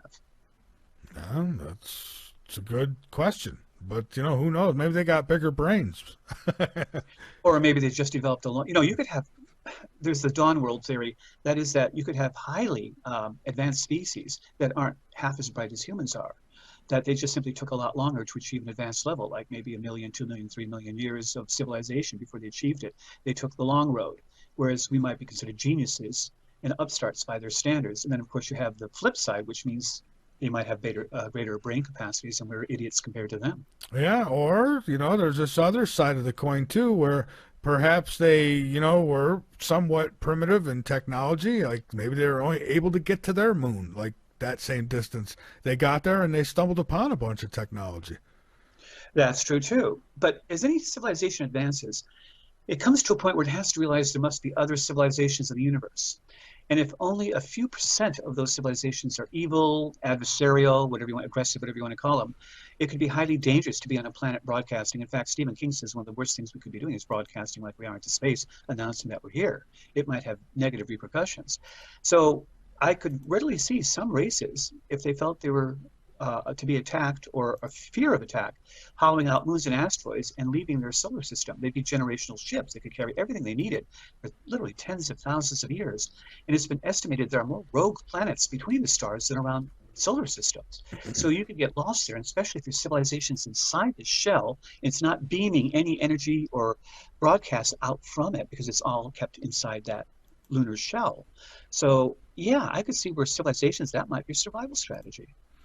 Yeah, again, it's also damn interesting. If only we knew. Now they just found all these 7 new planets in this solar system. What is it? Triplet? Is it called? TRAPPIST. TRAPPIST, that's it. And who knows what they'll find there. I mean, really, all we need to do is spot some satellites floating around another planet, and we know they're advanced, right? Assuming they'd use something like that. Well, with our present technology, finding a satellite would be very difficult, especially in the glare of the host sun. But we could look for evidence in the atmosphere of those planets. We could look for methane, we could look for oxygen, we could look for water vapor, that sort of thing. And if there's water vapor, oxygen, and methane, it's a good bet that that planet has life on it. All right, I'll tell you what, hang on one more time. We've got to take our last break. All right, folks, we are back. This is Late Night in the Midlands.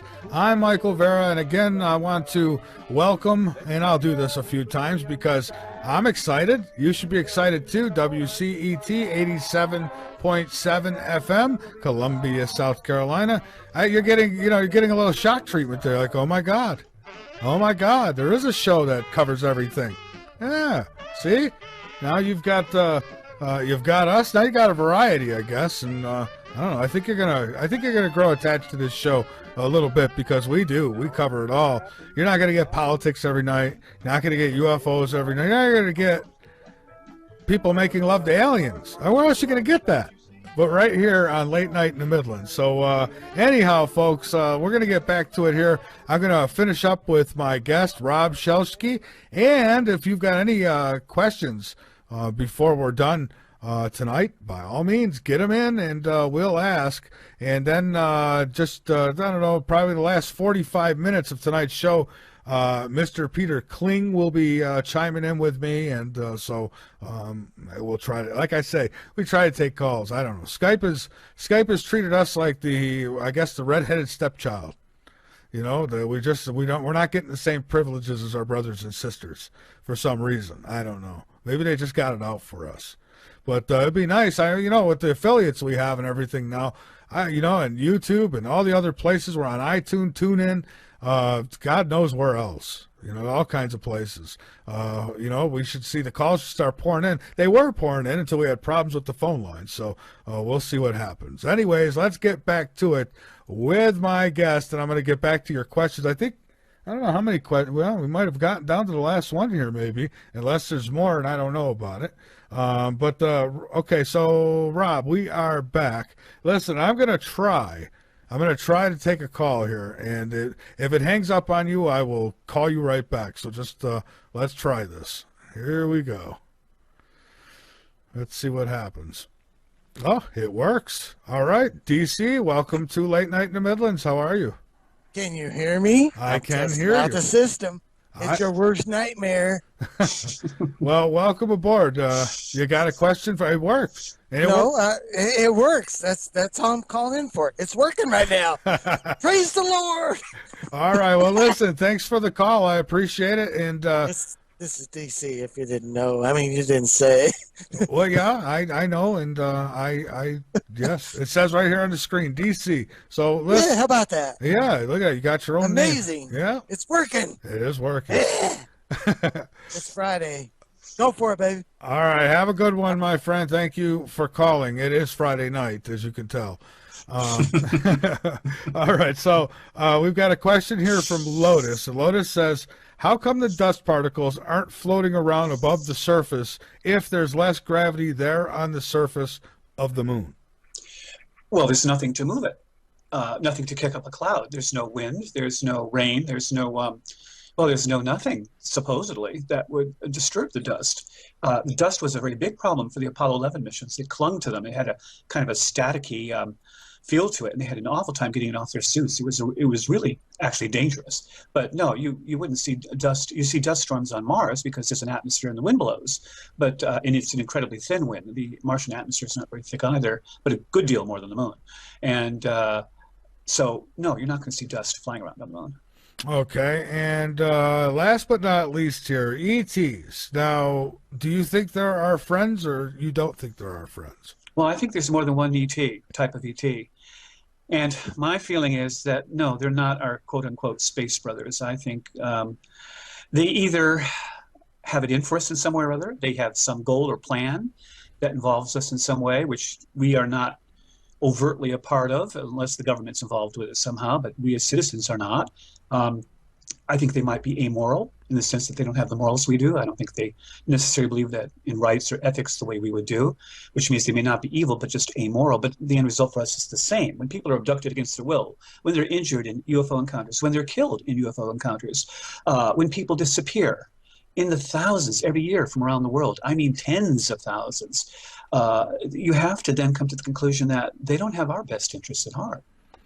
I can't argue with you there. That's what I say. If they are, I imagine, look, it's like everything else, good and bad, right? You got dogs who will lick you, dogs that'll bite you.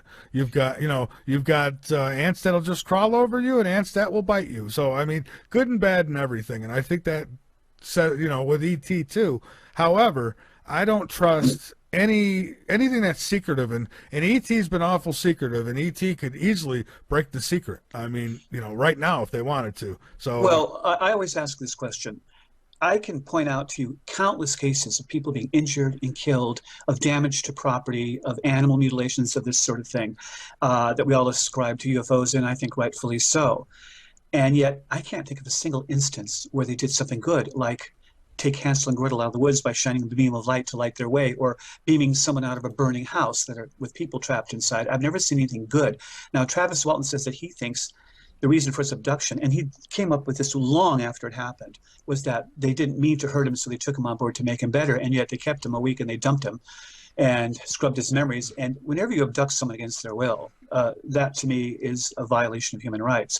And if there are good ETs, why aren't they doing something to stop it? Now, some people say, well, they know that some ETs are bad, but their losses, they can't interfere. Well, then, good or bad, they're not doing us much good, are they, if they're not helping us?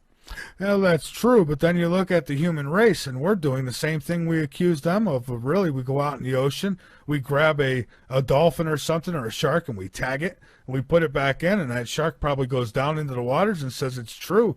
There is other life up there, and I was abducted, and no one believes them. Yes, we do that, but there's also many instances where human beings help animals as well, including True. dolphins, Well, that's including true. beached whales. In fact, it just happened in New Zealand.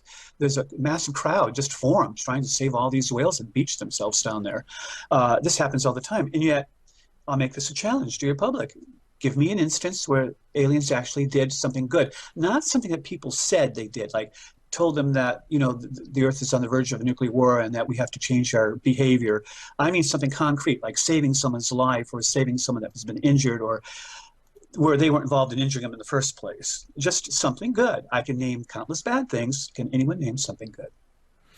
Oh, that's a good question. Can anyone name anything good? Now, I've had abductees come on my show who have had said it was a great experience, and others who said it wasn't.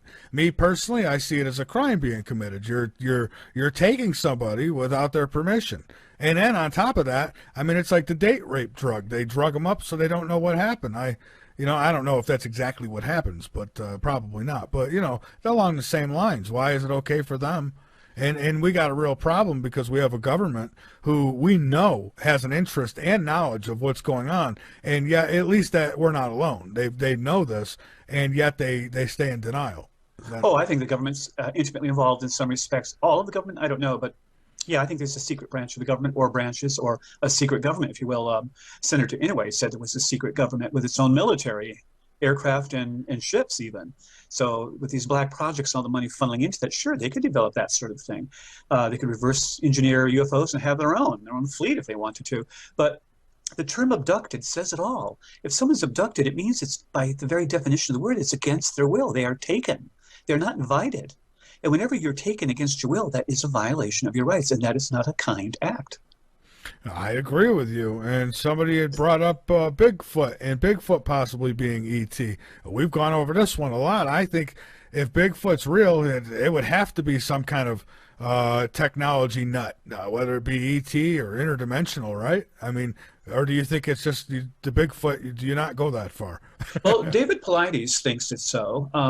There was even an episode of X-Files about the Brown Mountain Lights, which I went and photographed myself here in North Carolina, and as being to do with ET. So the conjecture's been around a long, long time. Does Bigfoot exist? I think there's a probability, more than a possibility, a probability that it does. Is it related to the ETs?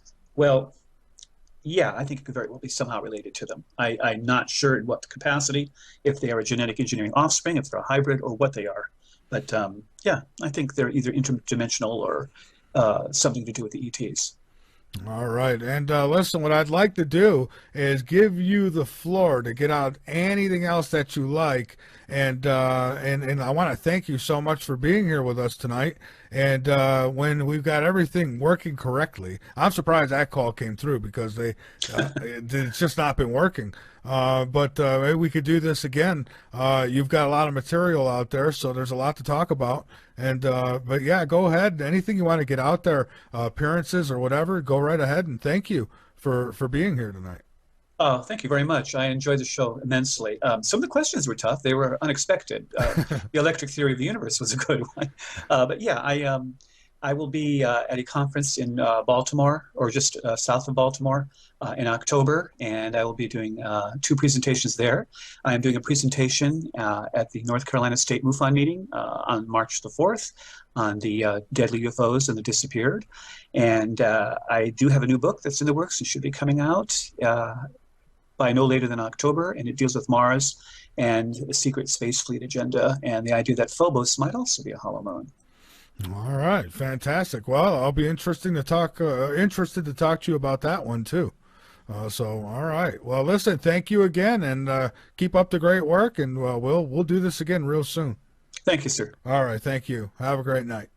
All right, folks, there he goes, Rob Shelsky. He is linked up on LateNightInTheMidlands.com. You can go on over, click on the link. It'll take you right over to him. He's been on some other shows, too, so you could find a lot out there. You know, the moon, it's a very interesting topic. It really is. And, you know, you would think that NASA, we'd be all over it. You would think, but I don't know what's going on. You have to believe that somebody was up there and said, don't come back. I mean, come on. Why wouldn't we? It's right there. I mean, let's go already. Jeez, the Flintstones could pedal themselves there. Anyhow, next up is Peter Kling, and Peter and I are going to, we're going to reminisce here for the next 45 minutes with you. We'll try to take calls with you as well. Sometimes with Peter, it's Skype. I don't know what to tell you, except for sometimes it works, sometimes it don't. So let's go ahead and bring Mr. Kling along. I'm telling you, it's like summer here. It's beautiful. Absolutely beautiful weather. Peter Kling, I welcome you back to Late Night in the Midlands. Well, thank you very much, Michael. It's a pleasure to be here. And as a matter of fact, tonight, it's an extra pleasure to be here. I have to thank you. Oh, yeah? Yes, I do. Because I have to consider that it was your comment to George Norey, which has got me a possible interview on Coast to Coast. Isn't that fantastic? All right. They actually, George must have taken it back with them, because I was talking to the greatest publishers that I know, Neely Publishing, and they're representing me, and they said that Coast to Coast contacted them requesting me for an interview. So, wow. I told you, George. See, George likes me. There's no friction there. Why should there be, right? Well, I don't know what the whole situation was, but it's kind of odd, because it's almost 7 years ago, I guess, under the old regime, as George put it, the night that you were talking with him, that I reached out to Coast to Coast. This was right after the Gulf oil disaster, and first call, bang, I went right to Lisa Lyon, who was the producer, and I guess now she's the executive producer and a little bit more higher up in Coast to Coast than what she used to be. She's moving on up. But yeah, she is the decision maker now, I guess. But I read her. I said, we all see what's going on with the Gulf oil disaster, and I explained who I was, what I did, and, expert in biblical prophecy and hermeneutics. And so I quoted her, I read her, actually, Revelation 8, 8, and 9, which said exactly what we saw with the Gulf oil disasters. John said, I saw something like a burning mountain being thrown into the sea, and a third of the sea became as the blood of a dead man, and a third of the souls in the sea died, and a third of the boats were wrecked. We didn't find out about the boats until about the following year. A third of the Louisiana fishing fleet went out of business. They never sailed again. So a third of the boats were wrecked, figuratively speaking. So it's just interesting. When I told her that information, you would have thought I handed her a winning lottery ticket for, like yeah. With a Powerball or something. She just became so excited. This is fantastic. We have to, we got to get you on the show. And I said, hey, back at that time, I was like a nobody. But Peter, I could tell you what the biggest difference was. There was somebody out there who was putting a big stake in things, and he went by the name of Hoagland. I would tend to have to agree with that, because I had a Facebook friend that this maybe about a year ago, but maybe a little bit more. But she writes me and she goes, wow, we got to get you on Dark Matter. And she says, the producer's a personal friend of mine. And so she set the whole thing up. So I didn't call right away. I let it sit a couple of days. And I called up Dark Matter. I forgot who the gal was that I talked to. And she was surprised to hear from me. She was like, oh, I wasn't expecting your call. That's literally what she said. I guess she was expecting a call from somebody else. So, but she knew who I was because she was alerted. And I guess she went and did some checking. Man, you want to talk about the fast shuffle. I was told that, what's his name over there? I forgot. He was booked with guests, and they weren't taking any future guests. And she gave me the quick shuffle to Hoagland, to Hoagland's producer, and I laughed at her. Oh yeah. Well, if you were talking to the chick that's I consider her part of the Scooby-Doo crew, it's like she stepped right out of the Mystery Machine. I forgot her name, and I can't. It was just kind of. I just got the quick shuffle to a voicemail where I left a message. Never heard back from anybody again. What a surprise! Well, so it's like when this all came about, it was like, seriously. Now we'll see if I get on the show and if I get to talk about Letters to Earth and the situation that we find ourselves in today. It's most interesting. I really enjoyed what Rob had to say about aliens. Yeah. I want to go there tonight. Okay, well, let's go there. And hey, thanks for sharing the good news. That's good to see. See, who said bridges were burnt? They just needed to be repaired. That's all. That pretty much it. Once you get the obstruction out of the road, you can get past. Yeah, exactly. So whatever it was that was there, it was like I gave up. I was invited to a bunch of, to speak at different events and whatnot, and it always seemed that Noré was involved in these events. And, it'd be like, yeah, I think the last time I got an invite was about 3 years ago, and I laughed at the guy who gave me the invite. I said, yeah, you'll never get me past your screeners. And sure enough, nope, didn't happen. Yeah, well. So we'll have to see what happens with this. I'm all excited, and I know that the good folks over at Neely Publishing are all excited, and it is great news. Here's the fantastic thing, Michael, is that the world, well, a good portion of the world, a significant amount of the world, they claim to have 250 million listeners, 250 million people will get a taste of the truth in where we are. And not just some fabricated myth. This is scientific research. That's one of the things that I liked about what Rob was saying. Rob is one of the few people who logically looked at aliens and said, how can they be good? And he wanted somebody to point out something beneficial that aliens have done for us. And I could tell you one right off the top of my head. I wrote about it in Letters to Earth. Dr. Christian Barnard. He was the first successful heart transplant surgeon in the world out of South Africa. While he was doing the heart transplant, he claimed, and he said this publicly, he actually said it on TV it was a talk show. It'll come to me in just a minute who the talk show host was. But he made the claim that it was his dead father who told him how to conduct the operation. Okay. Remember the movie Contact? I do. Who met, what's her name, when she went through the wormhole and came on the other side?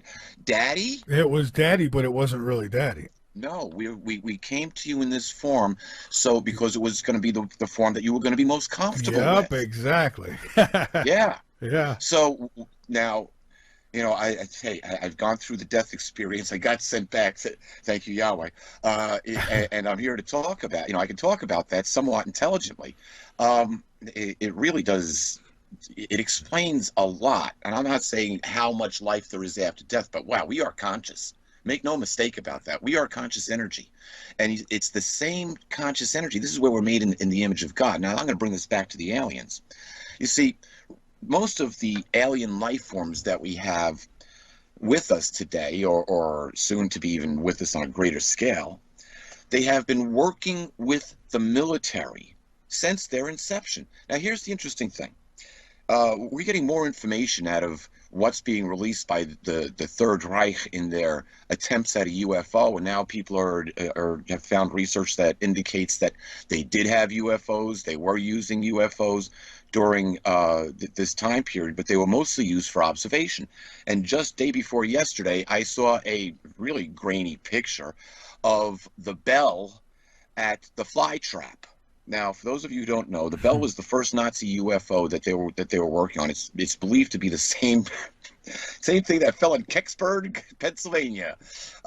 It got loose, but they showed this machine, and the bottom was spinning. It looked like a bell, and they had it chained to what they had called the fly trap, which was a concrete set of arches that would hold this thing. Was basically, the bell was the fly, and this thing was chained into the fly trap so it couldn't get away. And they had heavy chains on this sucker, and it was yanking on them pretty good. And yes, it looks. You go online, you put in the Nazi Bell UFO into Google, and yeah, that's exactly what it looked like. And they said that there was like hieroglyphics writings on around it. I came across information, and not that it's new information, it was new to me. Interesting part of the symbol is the same ribbon that they use, and it was first used in remembering the truth, but now it's used for everything from remembering somebody to breast cancers. That piece of ribbon that comes around in a circle and closes, that is part of the Nazi symbol that was used for the division that was looking for extraterrestrial information, and they were looking for that link to the Nordics. Well, that Peter, ruled the world. I'll tell you this, this government, factions of this government, NASA, which is my opinion is part of the government, they know that something's going on up there, because the space station, I seen the most convincing video yet, and it's not fake, it's real. Their footage from their site, they turned it off, but all these crafts, like they looked, I don't know what they were, they're Orbish looking, but they're going by. the camera. You see 6 of them pass by. They finally turn the camera off, and it coincides with what exactly that young man said who hacked into NASA from overseas. He said that the Navy has a space fleet. I have to believe that's probably what we see. Where did you think those trillions of dollars went to? Plus all their black ops money. You know, it's like, yeah, of course it had to go somewhere. They're not telling you where it went. Yeah. You know, how many $1 trillion? Was it $9 trillion can't be accounted for by the Federal Reserve? Oh, and who knows what else? I mean, that's just what. Yeah, that's just the stuff we know about. Here's the thing. As Rob was saying, we've got negative ETs with us now. But we think third dimensionally. Most people don't have any idea that we live in dimensions 8, 9, and 10 of a 10-dimensional multiverse, the 11th dimension being the variable of time. So when we put this, now here's what, and I love the fact that there's a recorrecting replicated string of data in string theory that turns around and makes sure everything always works out right. Right. You know, that was pretty good. That was a new piece of information that I didn't know. I thought that was great. But it would have to be. It would have to be, because we know fractal science is so accurate in its predictions. It's a repeating pattern in nature. Now, according to string theory, those other 7 dimensions had to exist before our physical dimensions of 8, 9, and 10 came into being. And that's just the way the mathematics works out. And you can't fudge mathematics. It's the only exact science. The reason why it's theory is that they can't prove it past the chalkboard. But they went from string theory to M theory to superstring theory, and that's because they were groups of mathematicians that were working on the problem. They all came up with the same answer from different ends. Or they don't want you to know it's been proven. Well, you know, here's where they lie about everything, you know. Well, absolutely, and I can say this about NASA unequivocally, is that NASA is to Macy's, or is to the United States, what the Macy's fireworks display is to Macy's. It's nothing but advertisement. Well, yeah, it's advertisement, and look at the pretty lights, you know. Oh yeah, you know, hey, we found planets and this and that, and then they show us their artwork of them. We never see, you know, and I don't know. It's exciting that they find new solar systems and they find new planets. But you know what? Don't hold a press conference for that no more. For me, hold a press conference when you've got somebody waving back at your cameras, and then yeah, wake me up for that one. Well, let's take a look at this. Let's take a look at the alien situation here. When we can't get a straight answer from NASA, we know that. We know that we've got aliens of some sort because we got too many people talking about it. I had my own experience, and then my life got weird. And I viewed these as totally negative ETs, considering that they told me they were going to kill me, and I should have been dead 16 times, was dead once, and got sent back. Well, look at our friend Robert, who had the rainbow UFO. I'm still bothered by that. You know, here's the thing. We're dealing with an energy form. One of the times that I didn't die was the situation with the stupid flying deer. The deer that tried to jump over my car while I was doing over 60 miles an hour. I watched a blue energy orb come out of nowhere and blow up like a balloon to absorb the impact. And I wish we would have stopped the impact. That would have been better, but okay. And Peter, for anybody who says, you know, it's like me, I bring up stuff all the time. The reason we bring up these things over and over is because they were that fascinating. And that's why, Peter, I totally believe you, because in all the years I've known you, your story's never changed. Michael, I literally sat 45 minutes waiting for my son to show up. I'd driven to a safe place. It just cracked. The windshield was a mess, damaged the roof a little bit. I mean, it impacted, but it didn't come through. It never came through.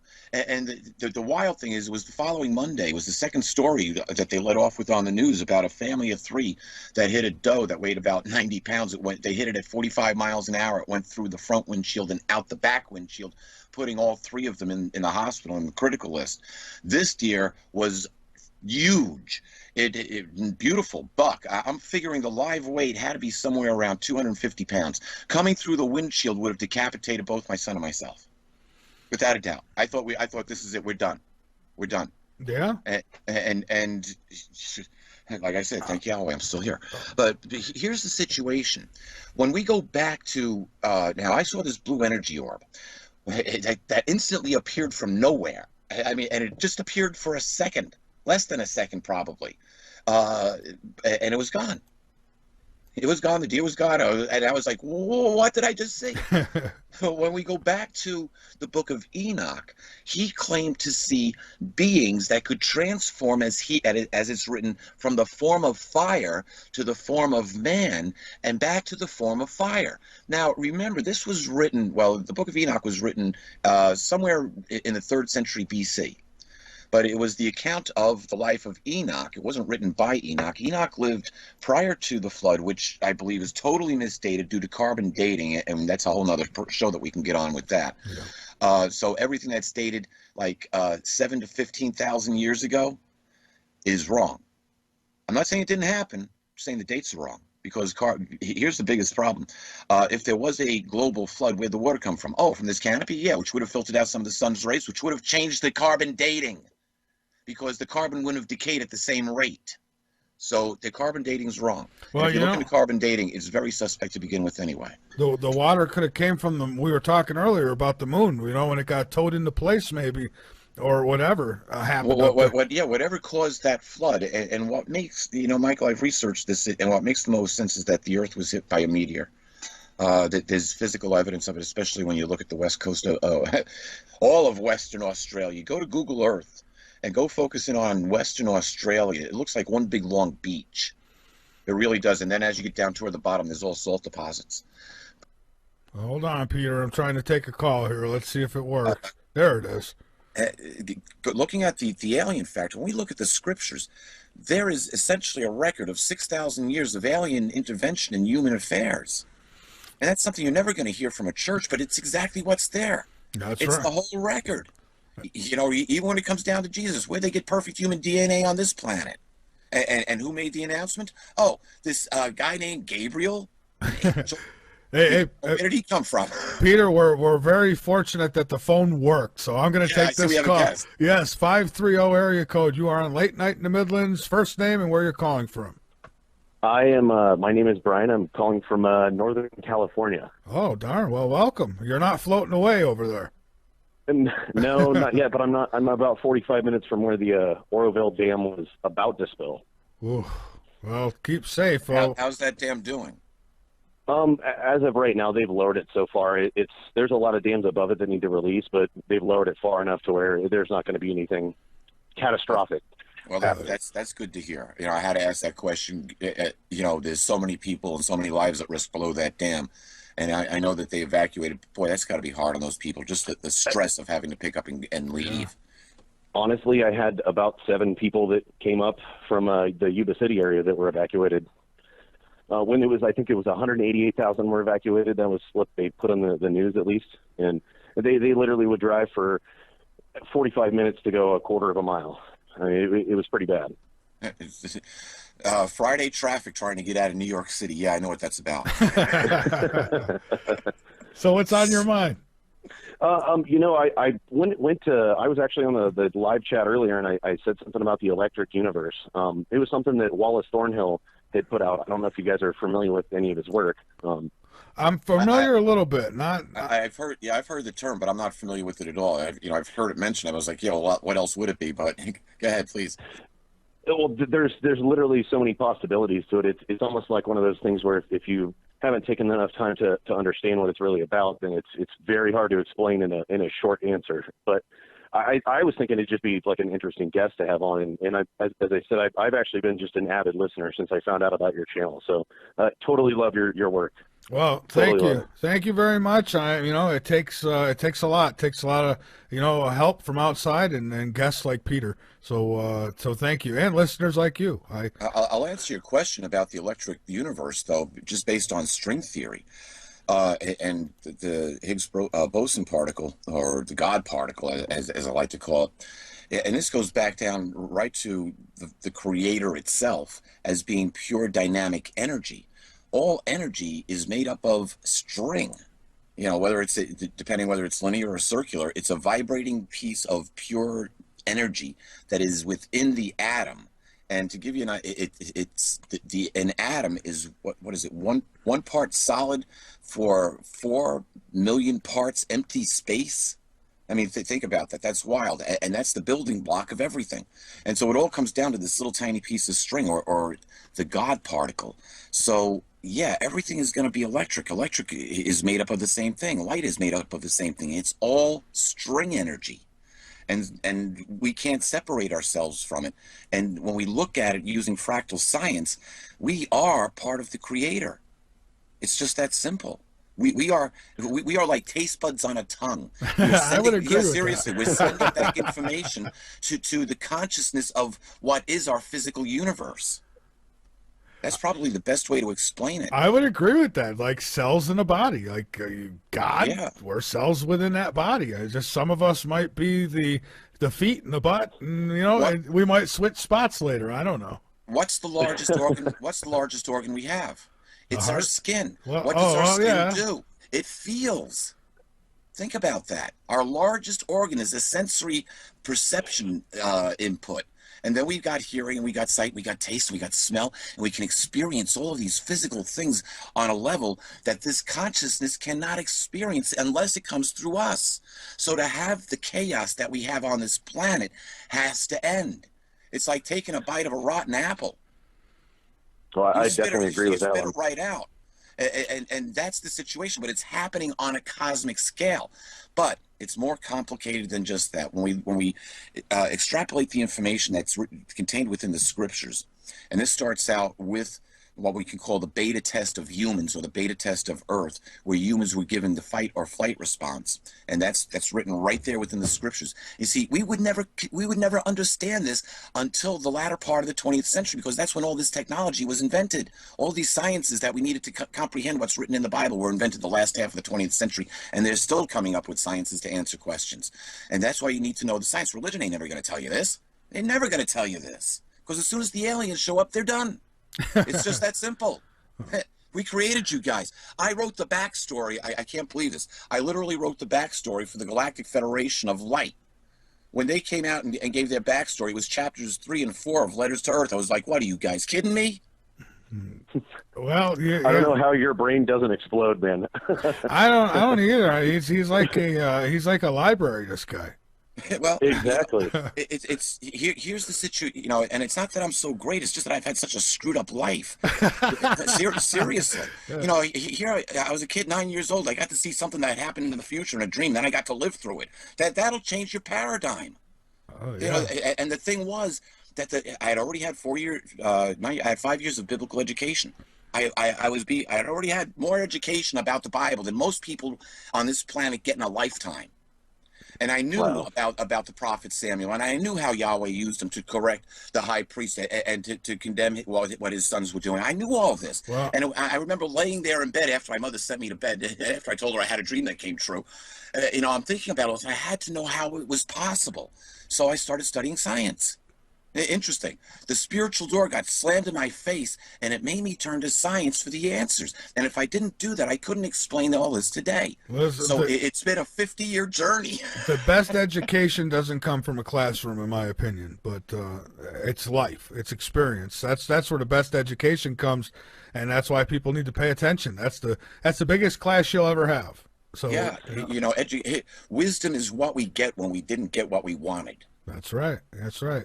Hey, anything else? I used to pray for wisdom a lot when I was a teenager. I remember I was sitting through one of the classes, and they were covering King Solomon, and when Solomon became king, Yahweh asked him what he wanted, and he prayed for wisdom, and God was so impressed. He gave him wisdom, ultimate wisdom, and he gave him everything that he could possibly want to go along with that.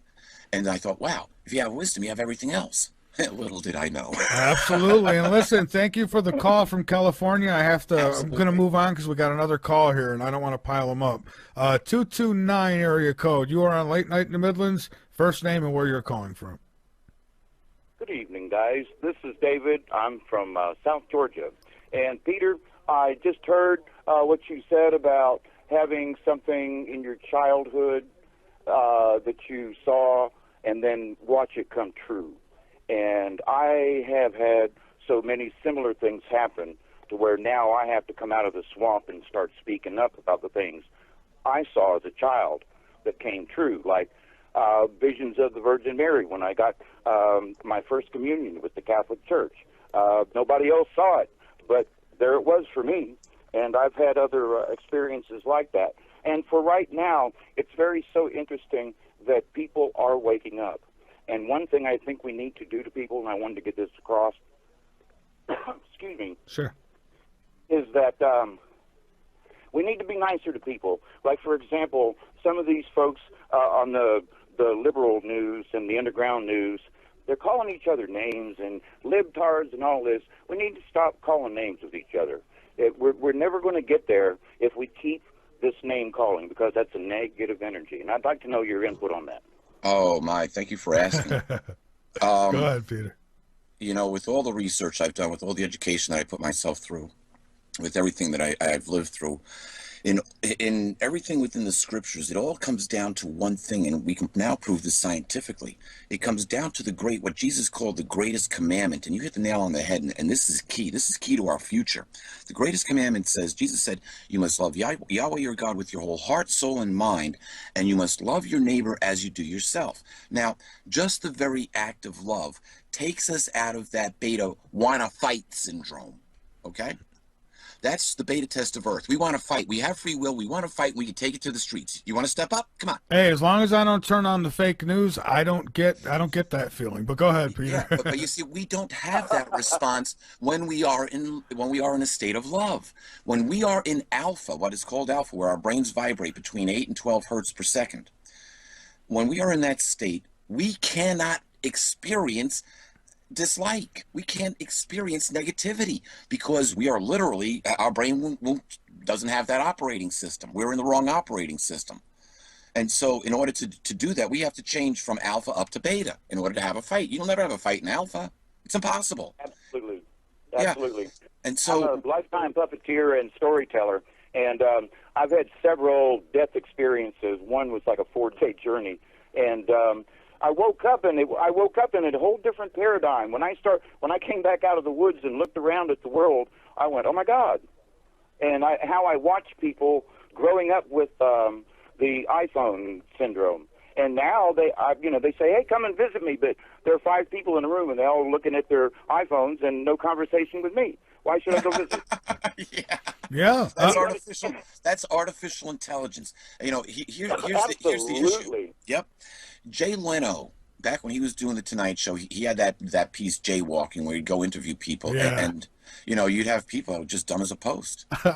You know, there's a guy. That was over 20 years ago. That was over 20 years ago. So those people who are dumb as a post gave birth to the snowflake. And they educated them. And the only way the snowflake escaped that, and didn't become a snowflake, is if they actually did their own research. See, when I was growing up, we were rebellious, kind of. You know, we're going to do what we want. We know everything. So, you know, we learned on our own. And so, thankfully, I wasn't brainwashed. But, anyways, go ahead. I'm sorry.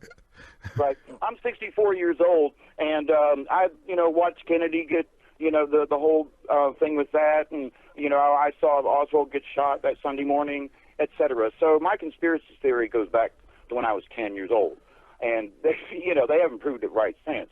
I wanted to make a point. Doggone it. Did I make you forget? I'm sorry. You got to think of your point. Here's something that's interesting, and it's in Acts, the 2nd chapter, and it starts off the 17th verse, and it says that, I'll just paraphrase it.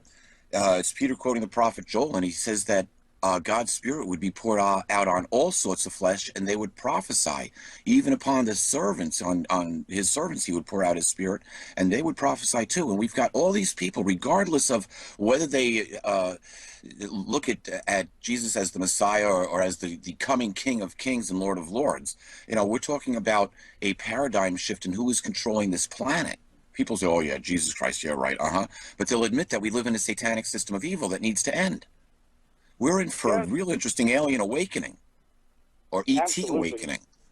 And something else, too, and I saw it the other day. I'll make this point, and then I'll get off it. A good friend of mine that I've known for 25 years or so, and he's got a very analytical mind. So we have these very deep discussions. Well, somehow I'm not a Democrat anymore.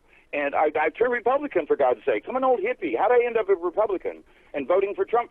And that's funny. I support it. you know. And it's like, but I look back at my Democratic friends and all the stuff that's going on, and I go, folks, what are you doing? You know, we fought for this back in the 60s, and now you're out there protesting over stupid stuff.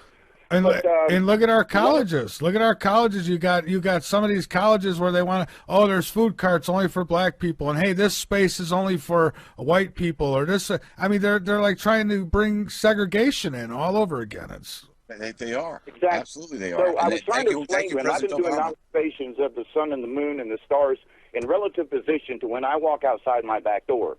And I know from the charts that I've made that I'm going to publish on a YouTube video soon that the sun is wobbling big time. And if you watch the stars at all, last night Orion was way in the south to me, and tonight it's more up where it needs to be. That's a 15-degree wobble in 24 hours. And that's going on right now. I think, Peter, you made a statement last week about that, something like that. Oh, and well, I concur.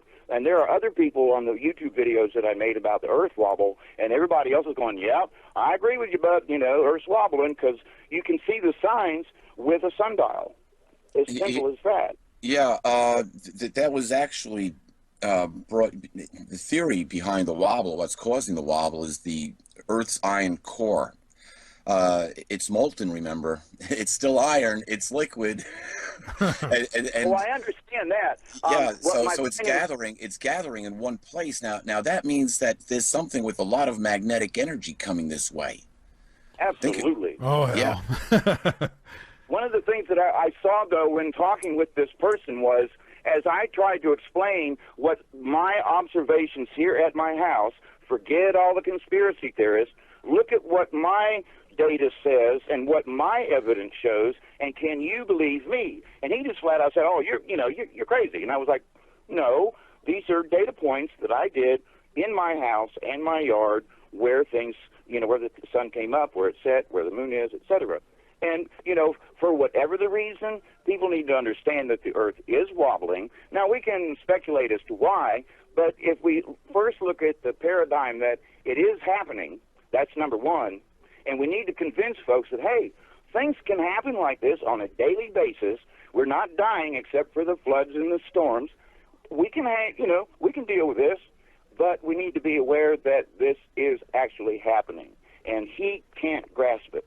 With all his intelligence, he goes back into the old paradigm, the old 3D, and refuses to look at any data, even if it's coming from a 25-year friend. Yeah, and that's why people think we're crazy. Most of my family doesn't talk to me. Listen, I don't hold back when I'm around family. Yeah,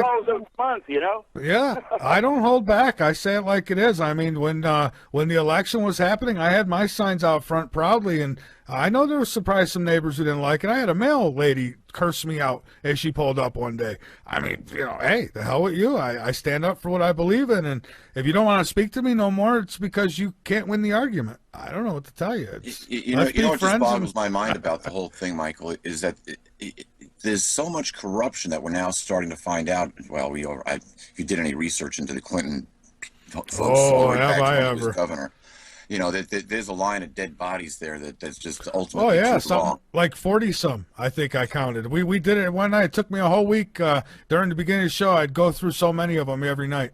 And well, boy, it's a big count. And there's a guy who just came out not too long ago who said that he feared his life from Japan. Or China. He helped him. I'll get the story together and share it with people, but I'm paraphrasing. And the people are so brainwashed, or maybe I should say brain dead, because of AI, that they wanted to put this criminal in the White House. That's the insane part. I couldn't believe it. Well, we can't have Donald Trump because listen, look.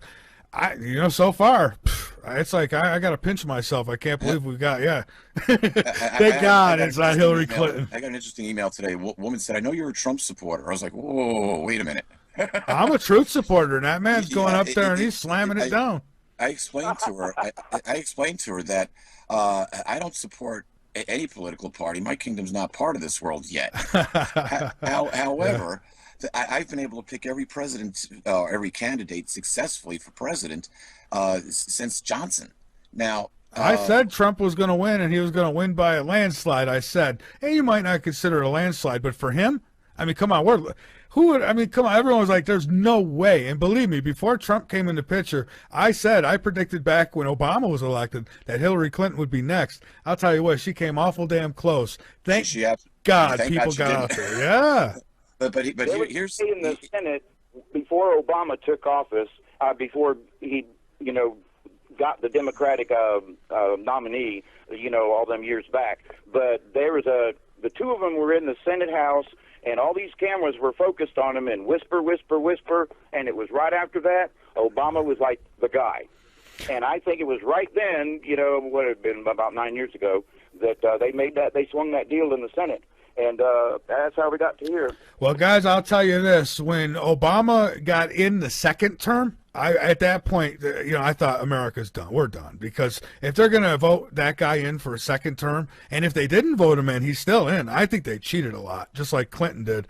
Well, they underestimated Donald Trump on this round. But, I mean, when I seen him going in twice, a second term, when he didn't deserve a first one, I couldn't believe it. I said, well, we're done. But thank God there was a light at the end of the tunnel. And listen, for a caller from Georgia, I thank you so much for calling in. What's your name again? I'm sorry. My name is David, and David. Thank you so much. I always listen to your program, and I try to catch your live shows, but a lot of time it comes up on YouTube. And I just want to say that you guys are great. I love listening, and you carry the best stuff on out there. Well, thank you. I do appreciate it, and I do appreciate the call. And folks, I really don't know him, so hey, we had a couple great calls tonight. I thank you, you folks, because again, this show is only as good as the callers and the guests and the host. I'll take some credit. Of course, you should. Peter, we're almost out of time. I want to give you the floor, and I want to tell people that coming up next on the L&M Radio Network is the Duct Tape Nation. Well, not the Duct Tape Nation, but Duct Tape Nation is up next. So you have to go to latenightinthe to hear that. And go ahead, Peter. I was just going to make a final or a little statement here about Trump and Brexit both. If you recall, when Brexit was being discussed, we were talking about this last year, and I said, well, based on biblical prophecy, Brexit should come about and Trump should be president. Now, I based it on biblical prophecy, not that I'm a Trump supporter, but I knew there's also another prophecy that the man of lawlessness was going to have to be exposed. And I look at everything that we're now finding out with Pizzagate and Hillary and pay to play and all this other stuff that's coming out. And as soon as they get heard, that Obama's going to be next. So this is going to this will be a major can of worms that they open. And we're just going to have to see how far, how many worms come out of this can. Trump vowed to go after or human traffickers, and human trafficking is just unbelievable. That the numbers of, I just heard this today, was actually on Glenn Beck radio. 35 million people are enslaved. Oh, and I believe it or not, listen, I give people credit when credit's due. I'll give him credit. I happened to be up one morning for a doctor's appointment, and so I turned the radio on. Glenn Beck happened to be on, and he actually admitted on air that he was wrong about Donald Trump.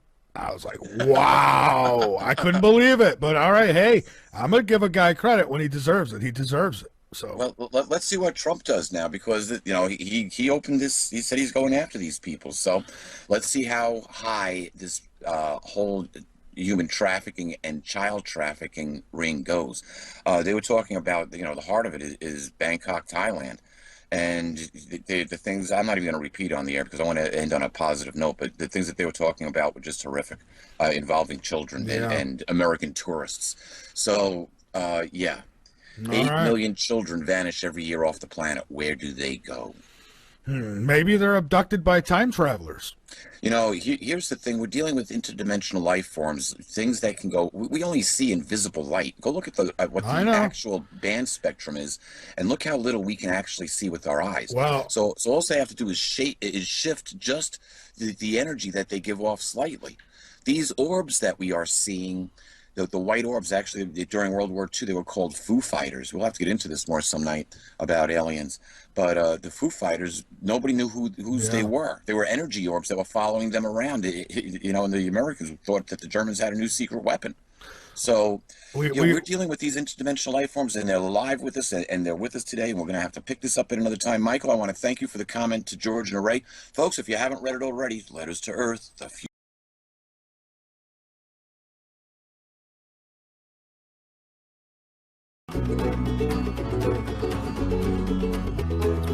All right, we are back. I don't know what's getting you through your days, but I hope Late Night in the Midlands is getting you through your nights. And Columbia, you've been without us for a while, and I bet it's really good to have us back.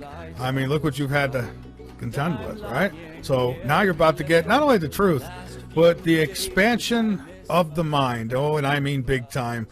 You've got a moon that's been sitting above you for ever and a day, right? Ever since you can remember.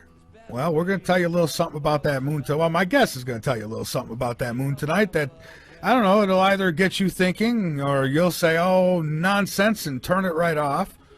Or you'll say, well, finally, somebody's saying it like it is. I don't know. You'll have to decide. I've got a really good guest joining me, and he'll be with us in just a few moments. If you want to call in tonight, if this is assuming our phones work. Now, we've got a few days yet before I had ordered a wire, which is going to solve our phone problem. And that wire's on its way. Unfortunately, it's taken a few days. So we should be all set next week with that for sure. And once we are, that'll be really, really nice. But the fact is tonight we'll go by chance. It might work. It might not work. We don't know. We'll see what happens when we take calls. And, of course, that's not until after the next break. Then we'll take calls. So you got a little while anyways. But when you do, it's 803-392-4566. Or you could get us on Skype ID LNM Radio. All right. So with that, let me tell you a little bit about my guest. Rob Shelsky is an avid and eclectic writer of both fiction and nonfiction and averages about 4,000 words a day. Rob, with a degree in science, has written a large number of factual articles for the former Alien Skin magazine, as well as for other magazines such as Doorways, Midnight Street UK, Internet Review of Science Fiction, and many others. And while at Alien Skin magazine, a resident columnist there for 7 years, Rob did a number of investigative articles, including some concerning the paranormal, as well as columns about UFOs, including interviews of those who have had encounters with them. He has often and over a long period explored the alien and UFO question and has made investigative trips to research such UFO hotspot areas such as Pine Bush, New York, Gulf Breeze, Florida, and other such regions, including Brown Mountain, North Carolina, known for the infamous Brown Mountain Lights, as well as investigating numerous places known for paranormal activity. And with all that, you probably know him really well now, right? That was a lot. And the website is www.robshelsky.blogspot.com. And you're in luck if you couldn't write that down. All you got to do is go to latenightinthemidlands.com and click the link right there in the picture slider or on our schedule page. Again, that's latenightinthemidlands.com. And if you're on a computer, you could go over to our chat room at latenightinthemidlands.com. Just click the chat and listen tab at the top of the website. It'll bring you over to our chat and listen page. You sign up. It only takes a minute. It really does. It only takes a minute. It's quick, really quick. You confirm your email, bam, you're in. And then you can send private messages directly to me. Questions. I'm sorry. I should rephrase. Let me rephrase that. You may send questions for the guest by private message to me. I can't hold a conversation with you because guess what? I'm live. That's how you lose affiliates. All right. So that being said, why don't we go ahead and welcome my guest on the show. Let's see. I am first going to find him. There he is. And now here we go. We'll bring him on and let's get this party started. Let's try to get this party started. All right, there we go. No problems tonight. Let's keep things real here.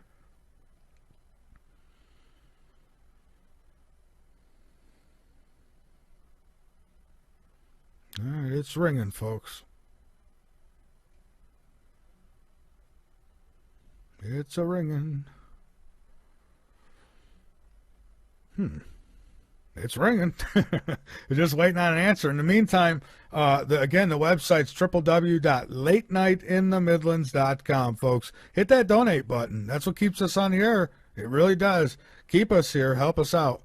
subscribe as well. And don't forget to like the video over on YouTube, because we simulcast over there. We're all over the place now. We're getting out there more and more, so many different places. And for whatever reason, the guest has not yet answered. So let's try again. I don't know. You never know. Nature may have called. Sometimes these things happen at the most opportune time, right? So let's try again. No, he's trying to call me now. No, I can't do that, because then I can't bring in callers. So, all right, let's do this again. There we go. Rob, welcome to Late Night in the Midlands. How are you? Hi, how are you? I'm doing just fine. Sorry about the phone tag there. Oh, that's okay. Yeah, so, hey, listen, I thank you so much for joining me tonight and spending some time with me on this Friday night. I'm looking forward to talking about these most very interesting topics, like the moon and time travel. I mean, when I was reading your stuff, man, I was, Jesus, we need 3 more hours. Anyways, but what stuff did you read? Oh, I was just, bios. I was checking out some of the past shows you were on, and checking out your blog and some other things, and just the topics of time travel and the possibility of people being maybe abducted and brought to other timelines. Just incredible stuff. So, but I thought first we'd start out with a little background. What got you so interested in these topics that you do tackle? Well, my brother was missing time when he was a teenager, and that got my attention. I didn't know about it until about 20 years later, and then he told me the whole story about him and a friend out in the desert and seeing a light, deciding to follow it where they thought it might have landed in the desert, and then not remembering a thing until the next morning. And then they packed up their camp and went home and never spoke about it, not for, 2 decades. And then my brother suddenly remembered it, talked to his friend, and they became so intrigued by it all that my friend moved his entire family, or my brother's friend, to Las Vegas to be near where my brother was living so they could investigate the matter further. And they did this for a number of years. Interesting. All right. And so you're also a MUFON investigator, is that right? Field investigator, yes. Field investigator. Now, how is that? How do you like that? I mean, you must get to see, or at least go check out some real interesting stuff. Oh, it's all very interesting. Everything that you talk to, the persons you talk to, the situations that you encounter are intriguing. You do get an awful lot of people, though, reporting things, and then when you talk to them, it gets very iffy. We can discount some 95% of the cases. And well, that's got to be really, I guess that's got to be really disappointing especially if you have to travel, go somewhere, check something out, and find. Do you let the people know they're full of it, or do you, or no? Well, you probably can't, huh? Yeah, we get some strange cases. We get some pretty bizarre ones, but no, most people actually think they saw something and they'll send in a photo, and of course we have to investigate everything. And the end result is that 9 times out of 10 it's just a glitch in the photo or a lens flare or something like that, or what the person saw probably was an airplane because it was near an airfield. Even if it wasn't an airplane, when it's within 4 or 5 miles of a major airfield, we have to, and under certain weather conditions, we have to just assume that it probably wasn't a real UFO. Yeah, well, here in Columbia, because we have a new affiliate in Columbia, South Carolina, so with that, wouldn't be a bad time to bring it up. I've had, since, I come from Rochester, New York, and since I have come to Columbia, South Carolina, I've had more sightings than, one person deserves. And I'm not someone who sees a little light in the sky and says, it's an alien, but I've seen some stuff that I know I've never seen before. Almost like energy vehicles, energy crafts. They glow. The light doesn't shine down on the ground. But they're bright, and you wouldn't notice unless you looked up and seen them there. Just interesting stuff. I've seen the triangle types, and no noise, no nothing. And so maybe there's human beings flying these things, but if there is, boy, that's some amazing technology they have. Yes, it is, and it could be some of them are by human beings. We could have reversed engineered technology on some of the UFOs that they say have been recovered, and which I think have been recovered. So there's a lot of consensus now that there are 2 types of UFOs: aliens and human. Well, yeah, and by now I would think we'd have something maybe figured out from some of the ones that have crashed at least. So, you know, and, you know, I speculate now with the abductions too. I say, you know, how do we know that some or maybe all these abductions are, you know, human beings and they're making you think it's aliens? You know? Well, yes and no. I mean, Not all of them, but I mean, you know, nowadays, recently, like now they could be doing it and blaming the ETs for it. Oh yeah, absolutely. And there are conspiracy theorists who say that they're doing it in collusion with the whole UFO thing, that if someone gets a little too out of hand, they have to either silence them some way or other. And one of those ways is to disappear them. Oh, yeah, yeah. There's Sheldon's list, for instance, that has quite a list of people who supposedly committed suicide, died, or disappeared under mysterious circumstances. And a lot of these people were journalists and researchers. Now, there is I don't know the exact number statistic, but I'm sure it's very, very high. But there's a lot of people, I mean, really missing in this world, right? Who, I mean, literally missing. They've never been found. And where are these people going? I mean, how come we're not running across? I mean, that's a lot of people. You could probably fill up a lake with them. Oh, you could do more than fill up a lake. In America, the estimates vary, but they say around 900,000 people a year disappear. If you subtract all those people who were kidnapped, murdered, who just wanted to disappear, or children who were abducted by the other parent in a dispute over child custody, if you get rid of all of those, you're still left, again, with that anywhere between 5 and 15%. I use the lower figure, 5%, and that comes to darn close to 50,000 people per year, depending on which original estimate you used as the number disappeared. But Australia has a huge number disappearing too. For a country as small as they are, population-wise, they average 30,000 disappearances a year. An incredible number. Wow. And yeah, and so, you know, I mean, where are these people going? I mean, it's not, it can't be that easy to hide thousands of people. I mean, you know, somebody's going to turn up somewhere. I mean, I would think, right? I mean, well, maybe they're all at Disney World. It might be under Disney World for all we know. Or could be, yes. Yeah. It could be. I think they're being disappeared permanently. David Paulides talks about it in his missing books, or 11 missing books, and he intimates, at least from what I got out of it, is that it's something like a Bigfoot or Sasquatch that might be the culprit behind those. But my evidence would suggest that it's something more extraterrestrial or alien in nature. Yeah, and that could be. Now, listen, I was going to save this for later and just get to the moon, but I mean, we're on this subject, people disappearing. Now, I had read where it was suggested that people could be traveling through time and like taking people to another timeline. Well, there's a number of possible explanations. There are many who believe that UFOs are interdimensional, not specifically extraterrestrial, which means that people could be abducted to other timelines. There are others who say that people are simply falling into other timelines, and there are others who say that our timelines merge at some points, and that's another whole story in itself, but it involves the Mandela effect. But yes, it's quite possible people are disappearing to other timelines. The Mandela effect. Now, there's another one. I mean, how much water or do you put into the whole Mandela effect? Now, we've done shows on that before, and I've had people. I got one guy. He is super religious. His Bible is his guardian angel, and he came on, and I couldn't believe he said it, but he said there was things changed in his old Bibles that, you know, like he went back and stuff was literally changed, meaning, you know, not that they made new copies or anything. He had the old copy. He knew it by heart. He said stuff was changed in it. He blamed the Mandela effect. Well, one good example of that is the lion lying down with the lamb. You've seen pictures of that all the time. You see it over in children's nursery rooms and stuff, this picture of a lion lying with a lamb, and they're just as sweet as they can be to each other. The Bible doesn't refer to a lion lying down with a lamb. It refers to a wolf lying down with a lamb. And yet I was brought up, and I know a lot of people brought up, and you can look on the internet, just type that in, and you'll see image after image of a lion with a lamb, and yet it's not. It's a wolf with a lamb. Interesting. Yeah. So I mean, so you think the Mandela effect could be real then?